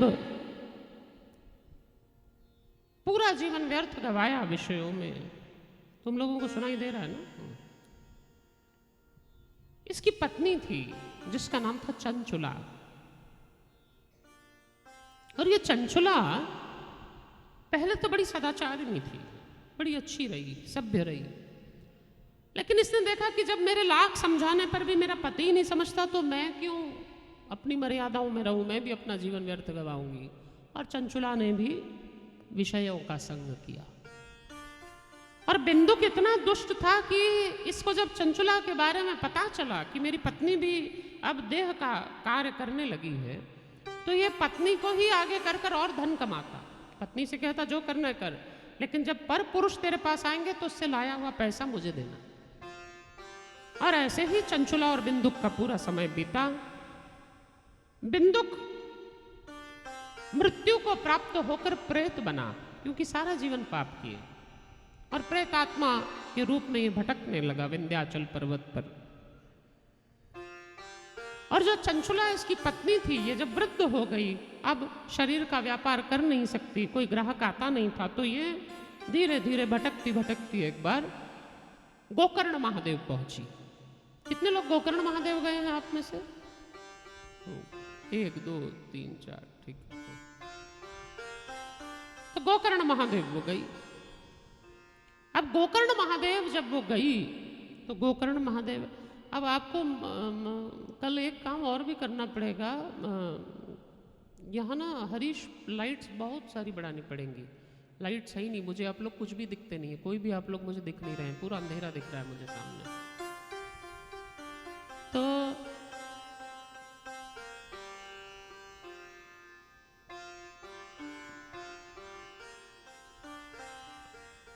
इसने क्या किया, चंचुला में गोकर्ण महादेव में जाकर महादेव का दर्शन किया, महाबलेश्वर महादेव का। और महाबलेश्वर महादेव का दर्शन कर कर ये मंदिर के पास से निकट रही थी तो इसके कानों में शिव महापुराण के शब्द पड़े। तो इसने मन में विचार किया कि शिव महापुराण चल रही है तो थोड़ी देर बैठकर सुनूं, और सुनने लगी। तो सुनने समय में इस ग्रंथ में जो ग्रंथ सुना रहे थे तो उन्होंने बताया कि जो जीवन भर पाप करता है उसको कैसे कैसे नरकों में जाना पड़ता है। तो बताया जा रहा था कि वैश्यागमन करने वाले का क्या होता है, मदिरापान करने वाले का क्या होता है, सब व्यास जी बता रहे थे। अब चंचुला ने ये सब सुना तो डर गई कि मैंने तो जीवन भर ये सब पाप किए हैं, मेरा क्या होगा।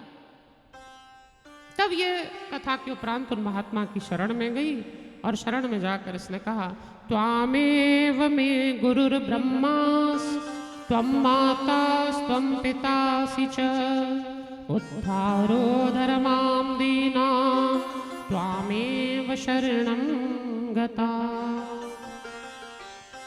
मैं आपकी शरण में हूँ, मैं आपकी शरण में हूँ।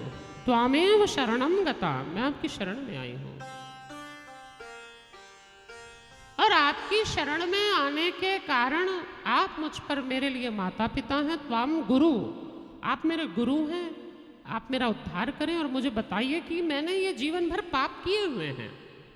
मैं वैश्या थी, मैंने वैश्यागमन का कार्य किया है, इसलिए मेरे उद्धार का क्या उपाय है, कैसे मेरा उद्धार हो सकता है, क्या उपाय ऐसा करूं जिससे मेरा कार्य बने, मेरा उद्धार हो नाथ।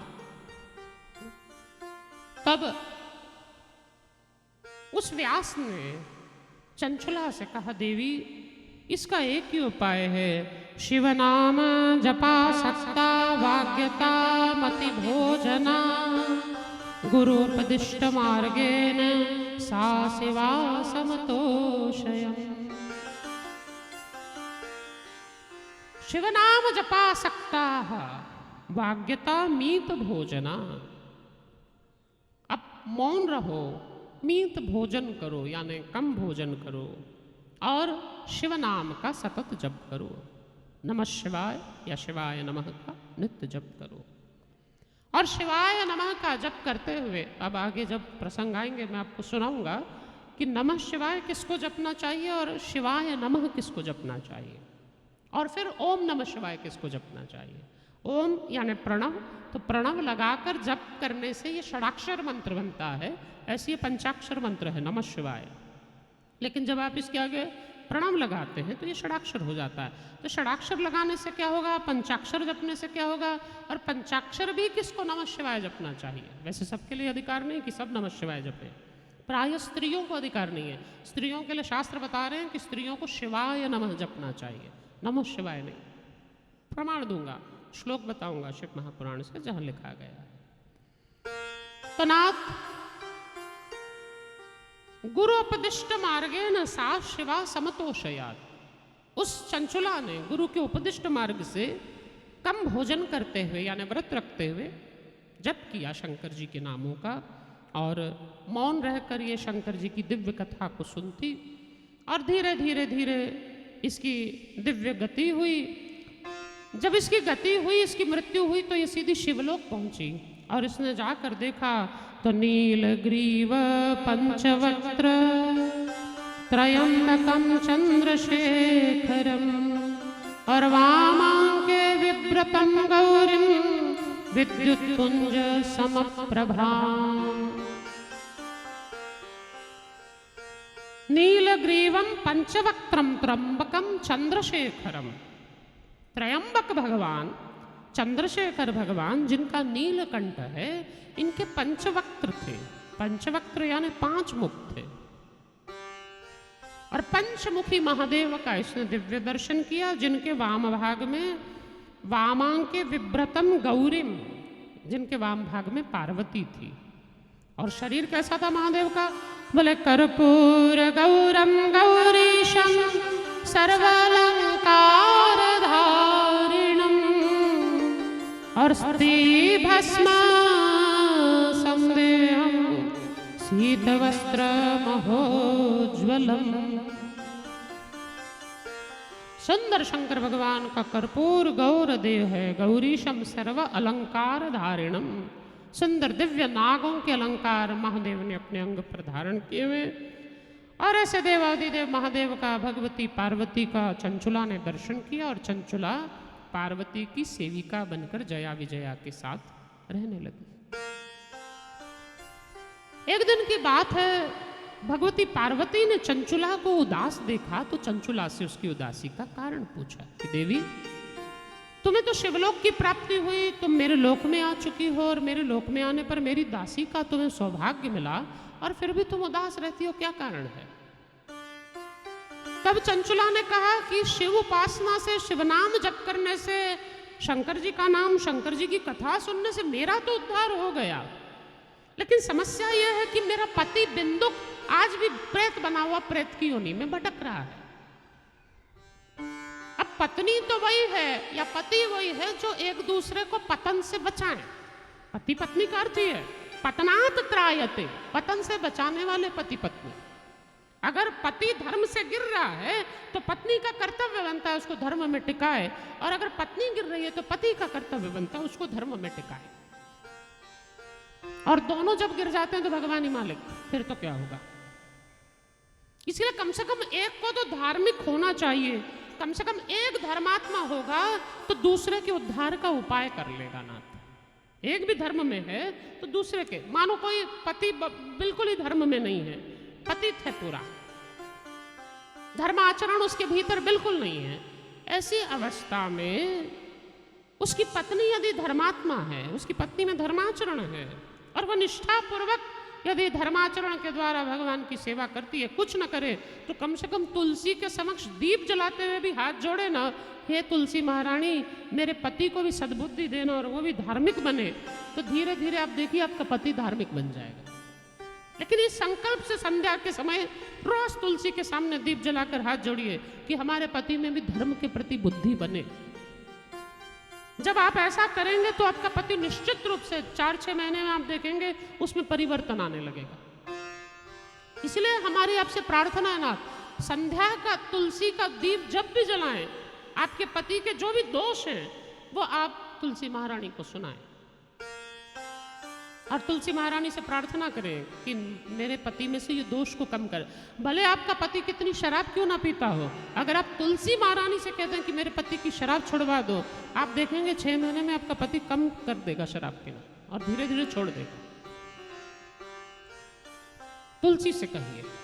वृंदा देवी में बड़ी शक्ति है नाथ। वृंदा देवी पति को पतन से बचाने का कार्य करती है, क्योंकि ये भगवान की वल्लभा है, हरि प्रिया है, भगवान पर सदा तुलसी का वास है।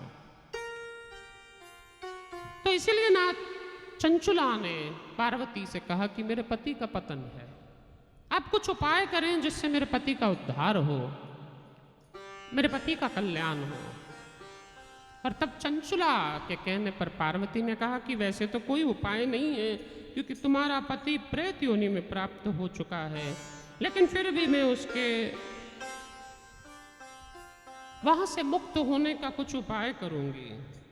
और उस समय गौरी ने, भगवती पार्वती ने अपने गण तुम्बरु को बुलाया। शिवगणों में तुम्बरु बड़े श्रेष्ठ हैं, ये सबसे श्रेष्ठ शिवगण हैं, और तुम्बरु देवर्षि नारद के ही तुल्य हैं। गंधर्वों में गंधर्वराज हैं तुम्बरु, और गंधर्वराज तुम्बरु से भगवती पार्वती ने कहा कि तुम विंध्याचल पर्वत जाओ। उस विंध्याचल पर्वत पर चंचुला का पति बिंदुक प्रेत योनि में भटक रहा है, उसको तुम शिव महापुराण सुनाना, जिससे उसका प्रेत योनि से उद्धार होगा और उसको फिर शिवलोक की प्राप्ति होगी। नाथ, तुम्बरु जब वीणा लेकर वहां पर पार्वती की आज्ञा से बिंदुक को कथा सुनाने के लिए गया, तो बिंदुक के पाप इतने थे कि जैसे ही तुम्बरु कथा सुनाने लगता, बिंदुक वहां से उड़ जाता। प्रेत क्या होते हैं? हवाई तो होती है। अब वो हवा के रूप में उड़ जाता था। अब तुम्बरु जाता, फिर पकड़ कर लाता और फिर कथा सुनाने लगता, ये फिर उड़ जाता। अब आप सोचिए, वक्ता व्यास जी कथा सुना रहे हैं और श्रोता उठ के भाग जा रहा है कथा में से। अब तुम्बरु बैठता है व्यासपीठ पर, कथा सुनाने लगता, तब तक तो चेला उठ के भाग जाता, फिर पकड़ कर लाते, फिर बिठाते, फिर उठकर भाग जाता। अब तो तुम्बरु बेचारा वीणा लेकर उसके पीछे पीछे भागता। अब आप सोचिए, आप आगे आगे भाग रहे हैं, हम आपके पीछे भाग रहे हैं, कथा सुन लो, कथा सुन लो, कथा सुन लो। और तुम्बरु जी पीछे पीछे भागने लगे, तो तुम्बरु ने कहा ये किसी तरह से नियंत्रण में आएगा नहीं। तब तुम्बरु ने पकड़कर उसको बांध दिया, पकड़ा, बांधा, बिठाया, बांध दिया। और बांध कर तब, अब आप सोचो, आपको भी बांधना पड़ेगा, लेकिन आपको रस्सी से बांधने की जरूरत नहीं, हम अपने शब्दों से ही बांध लेंगे। तो बांधना पड़ेगा। तो तुम्बरु ने बांध दिया और ऐसा बांधा कि फिर बिंदुक के कान में शिव महापुराण के शब्द जाने लगे। और जब बिंदुक ने शिव महापुराण की कथा सुनी, तब बिंदुक को शिव महापुराण की इस दिव्य कथा के श्रवण से उस प्रेत योनि से मुक्ति प्राप्त हुई। और प्रेत योनि से मुक्ति प्राप्त होने पर यह बिंदुक भी शिवलोक में गया। और जब ये शिवलोक में गया तो शंकर भगवान के पास में चंचुला के साथ ये भी पहुंचा और दोनों पति पत्नी का उद्धार शिव महापुराण की कथा से हुआ। तो जो प्रेत योनि में भटक रहा था, विषयी था, वासनाओं में लिप्त था, उसने भी निष्ठा पूर्वक अगर शिव महापुराण सुनी तो उसका भी कल्याण हुआ। तो हम सबका क्यों नहीं होगा? लेकिन बात यह है कि हम कितने सही तरीके से शंकर जी को समझते हैं। इसलिए शंकर जी के पास जाकर संसार मांगना यह तो स्वाभाविक है। वैसे तो बड़ा आश्चर्य लगता है जब कोई जाकर शिव जी के पास से भौतिक चीजें मांगे, संसार मांगे कि मेरा ये करा दो, मेरा वो करा दो। क्योंकि मांगे कहाँ अंबर, वे आप ही दिगंबर। अगर आप शंकर जी से कपड़े मांगेंगे तो वो खुद नंगे रहते हैं, दिगंबर हैं, उनसे क्या कपड़ा मांगेंगे? अरे मांगे क्या अंबर, वे आप ही दिगंबर हैं। और मांगे क्या भूषण, कपाल ब्याल धारी। अगर आप आभूषण मांगेंगे तो कपाल ब्याल पहनते हैं। ब्याल यानी सांप, कपाल, मुंडों की माला। तो आप अगर आभूषण मांगे तो शंकर जी तो वही देंगे जो वो पहनते हैं। तो सोचिए, आपको अगर नाग दे दिया एक आधा तो कोबरा लटकाएंगे गले में कि नेकलेस पहना मैंने कोबरा का? कोई नहीं पहनेगा ना। इसलिए मांगे क्या भूषण, कपाल ब्याल धारी पे। और मांगे क्या धाम, वो मसान के प्रवासी से।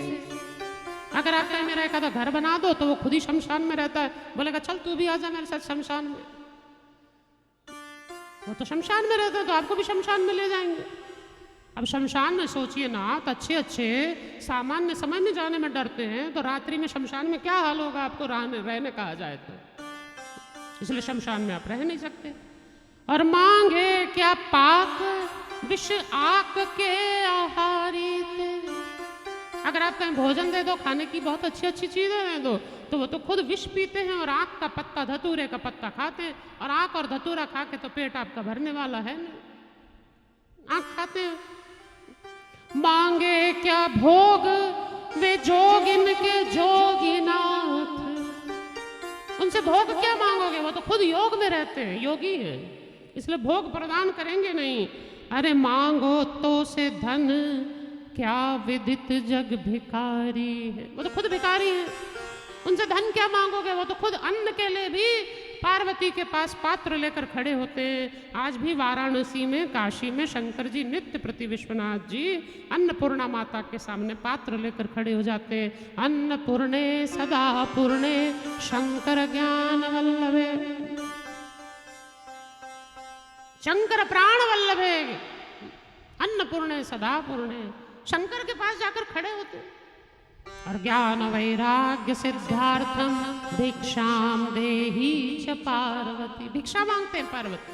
तो जो खुद भिखारी है, खुद भिक्षा मांगता है, वो आपको कहां से धन दे देगा? तो क्या मांगे? बोले बचनेश नाथ हाथ जोड़ मांगे तो मांगे यही, अरे हर है तो हर हर हर सब विपत्ति हमारी रे। बचनेश कहते हैं मांगना है तो एक ही मांगो। क्या मांगो? बोले उनसे जाकर कहो आपका नाम है हर हर, तो आप जाकर सिर्फ कहना हर लो हर लो हर लो, हमारी सब विपत्तियां हर लो, बस ना, सब विपत्तियां। इसलिए उनको हर कहा है, जो हर ले, सब विपत्ति हरने वाला हर है नाथ, सब विपत्ति हरने वाला। इसलिए नाथ भूपाली, इसलिए हमारे नरसिंह मेहता ने बड़ी चालाकी चली थी। इसमें भी फट के आवाज आने लगी। तो भोपाली हमारे नरसिंह मेहता ने इतना विचार पूर्वक व्यवहार किया कि नरसिंह मेहता से शंकर जी जब प्रसन्न हुए तो शंकर जी ने पूछा तुम्हें क्या चाहिए?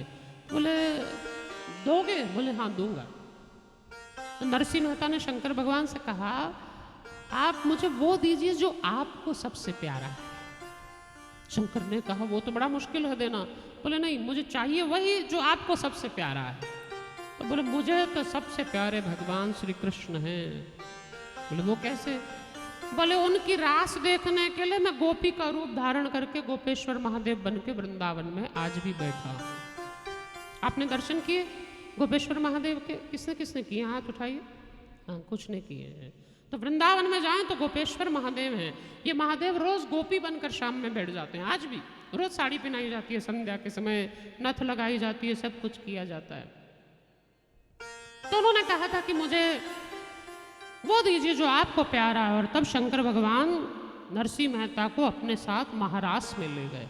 महारास में ले गए और शंकर भगवान ने उस समय नरसिंह मेहता को उस दिव्य महारास का दर्शन कराया। महाराज का दर्शन कराया। और महाराज में सेवा क्या प्रदान की थी शंकर जी ने?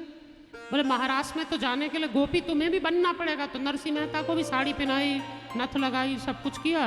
लेकिन बोले कुछ सेवा भी तो करोगे, वहां जाके रास का तो अधिकार है नहीं, क्या करोगे? मैं तो दूर से बैठकर रास देख सकता हूँ, रास में आ नहीं सकता। हाँ, लेकिन जब भगवान रास करेंगे ना तो रास के लिए उजाले की जरूरत पड़ेगी। तो उस समय तुम बीच में मशाल लेकर खड़े हो जाना। और मशाल लेकर खड़े नरसिंह मेहता एक तरफ गोपेश्वर महादेव और एक तरफ भगवान श्री कृष्ण को देखने में ऐसे खो जाते थे कि नरसिंह मेहता भूल गए, उनका हाथ जलने लगा। मशाल पकड़े पकड़े हाथ जलने लगा।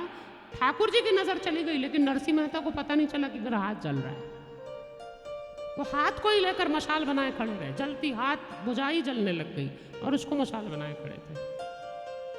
इसलिए नरसिंह मेहता पर शंकर भगवान ने कृपा कर कर महाराज के दर्शन कराए। इसलिए आप संसार मांगे तो वो संसार देंगे, लेकिन जब आप कहेंगे आपको जो प्यारा है वो हमें दे दो, तो उनको तो एक ही प्यारा है, उनको तो एक ही प्यारा है। वो तो एक ही बात जानते हैं कि मैं सब छोड़कर केवल भगवान का भजन करूं। इसलिए उमा कहूँ मैं अनुभव अपना, सच हरि भजन जगत सब सपना। शंकर जी पार्वती से कहते उमा मुझे तो एक ही बात आती है, राम रामेति रामेति रमे रामे मनोरमे, सहस्र नाम तत्तुल्यम राम नाम वरानने। राम रक्षा स्तोत्र।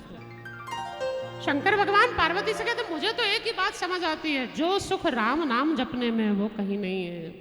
इसलिए नरसिंह मेहता कहते हैं आपको जो प्यारा है वही मुझे प्यारा है, और आपका जो प्यारा बनता है वही भगवान का प्यारा बनता है। जिस पर शंकर जी कृपा दृष्टि कर दे उस पर भगवान को कृपा दृष्टि करनी पड़ती है। इसलिए मैं तो शिव ही शिव को ध्याऊं, जल से स्नान कराऊं। मैं तो शिव ही शिव को ध्याऊं, जल से स्नान कराऊं। मैं तो शिव ही शिव को ध्याऊं, स्नान कराओ। मैं तो शिव ही शिव को ध्याऊं, जल से स्नान कराओ। मैं तो शिव ही शिव को ध्याऊं, जल से स्नान कराओ। मैं तो शिव ही शिव को ध्याऊं, जल से स्नान कराओ। मैं तो चावल चंदन चढ़ाऊं, मैं तो चावल चंदन चढ़ाओ और आँख धतूरा लाऊं, और आँख धतूरा मुख गड़ गड़ गाल बजाऊं, मुख गड़ गड़ गाल बजाओ। मैं तो जल धारा बरसाऊं, जल से स्नान कराऊं। मैं तो जल धारा बरसाऊं, जल से स्नान कराओ। मैं तो शिव ही शिव को ध्याऊं, जल से स्नान कराऊं। मैं तो शिव ही शिव को ध्याऊं, जल से स्नान कराओ।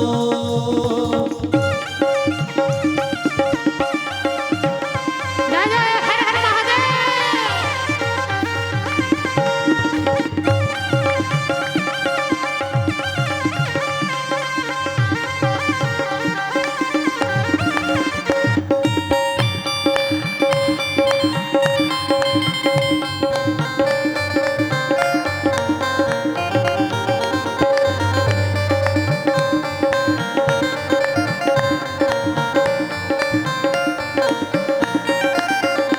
तब प्रसन्न भय शिव राजा, तब प्रसन्न भय शिव राजा, तब प्रसन्न भय शिव राजा।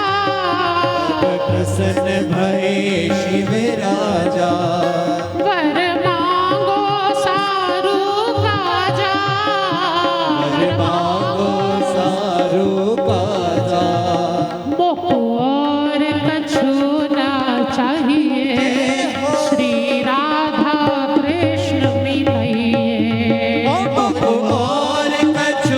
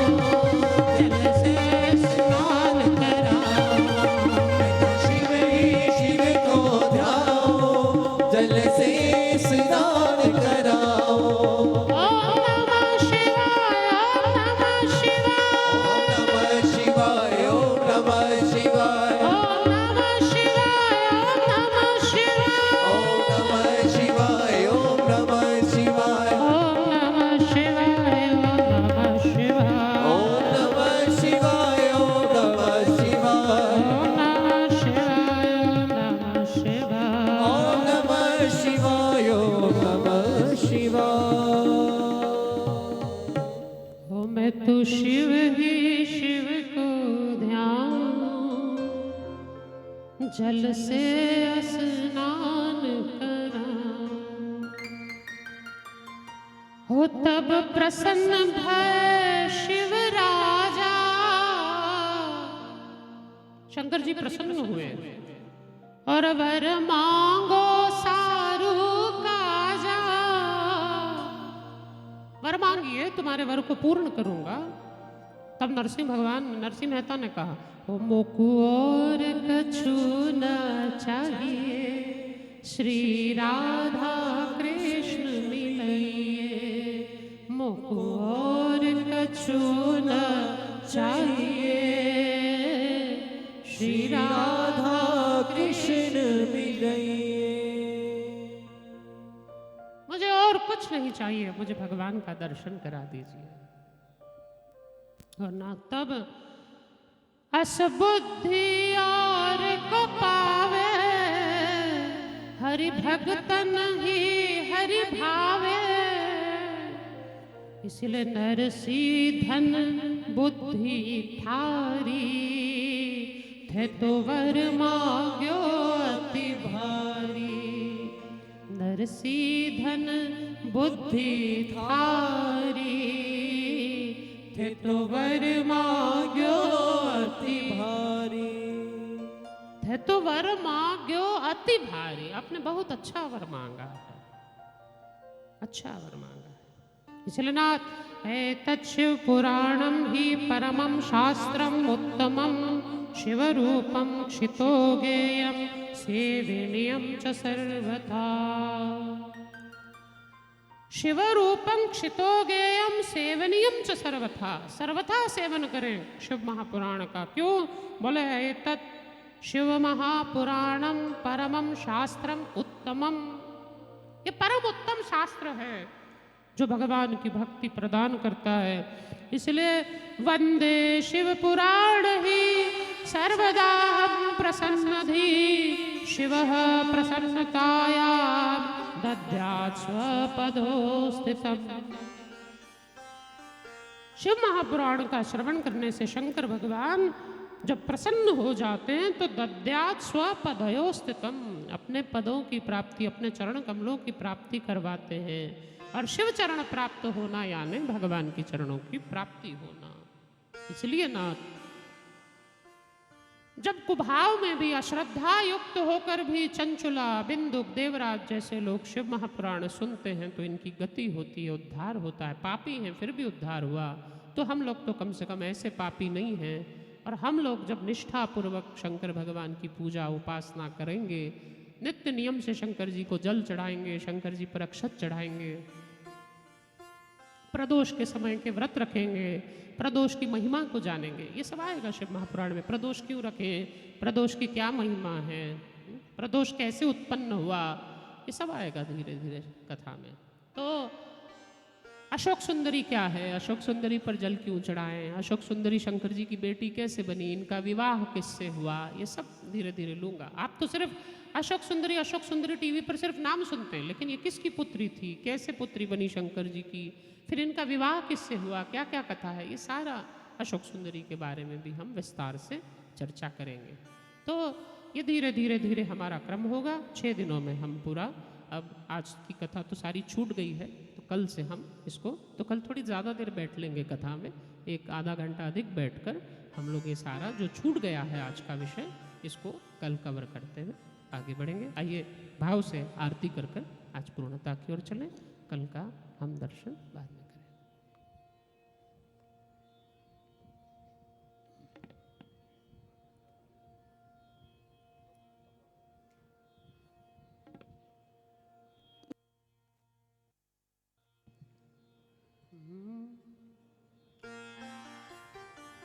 कृपया आरती के लिए अपने अपने स्थान पर खड़े हो जाएं।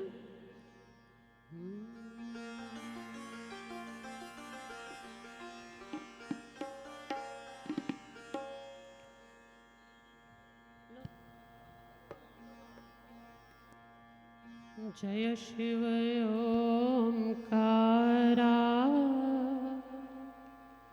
मन रट शिव ओंकारा,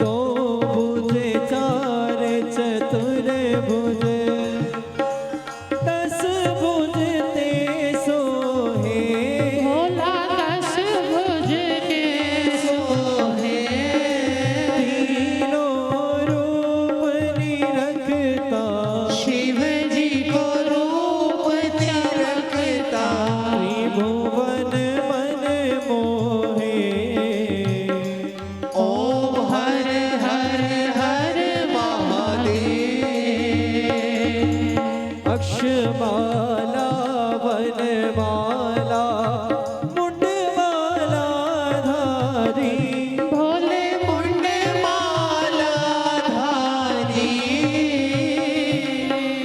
चंदन मृग मद चंदा केसर मृग मद चंदा भोले शुभकारी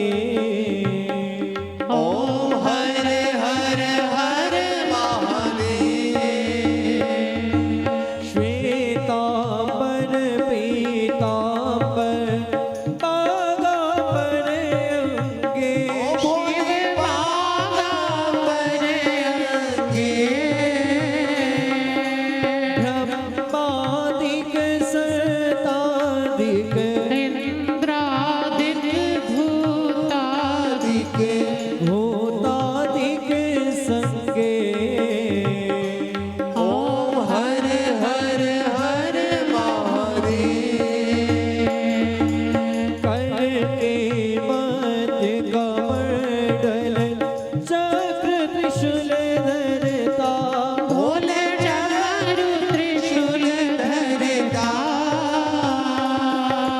जग करता जग हरता सुख करता दुख हरता जग पालन करता ओम हर हर हर महादेव ब्रह्मा विष्णु सदा शिव जानत अविवेका भोले जानत अविवेका प्रणवाक्षर के मध्य ओंकारेश्वर मध्य तीनों एका ओम हर हर हर महादेव त्रिगुण स्वामी जी की आरती जो कोई नर गावे भोले प्रेम सहित गावे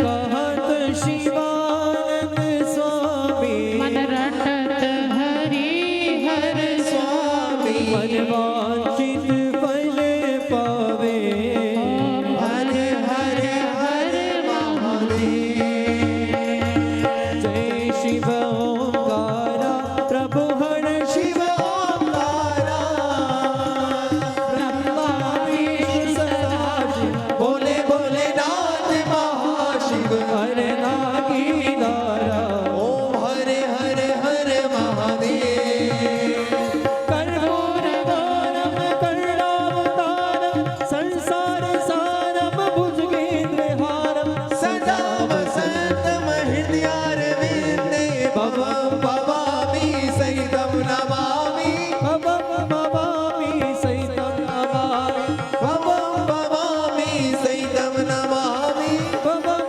भवामि सहितं नमामि नाना सुगन्ध पुष्पाणि यथा कालोद्भवानि च पुष्पाञ्जलिर्मया दत्तं गृहाणां परमेश्वर मन्त्रपुष्पाञ्जलिं समर्पयामि बोलियो उमापति महादेव की सियावर रामचंद्र की जय हो। वृंदावन कृष्ण चंद्र की जय हो। पवन सुत हनुमान की जय हो। नमः पार्वते पते हर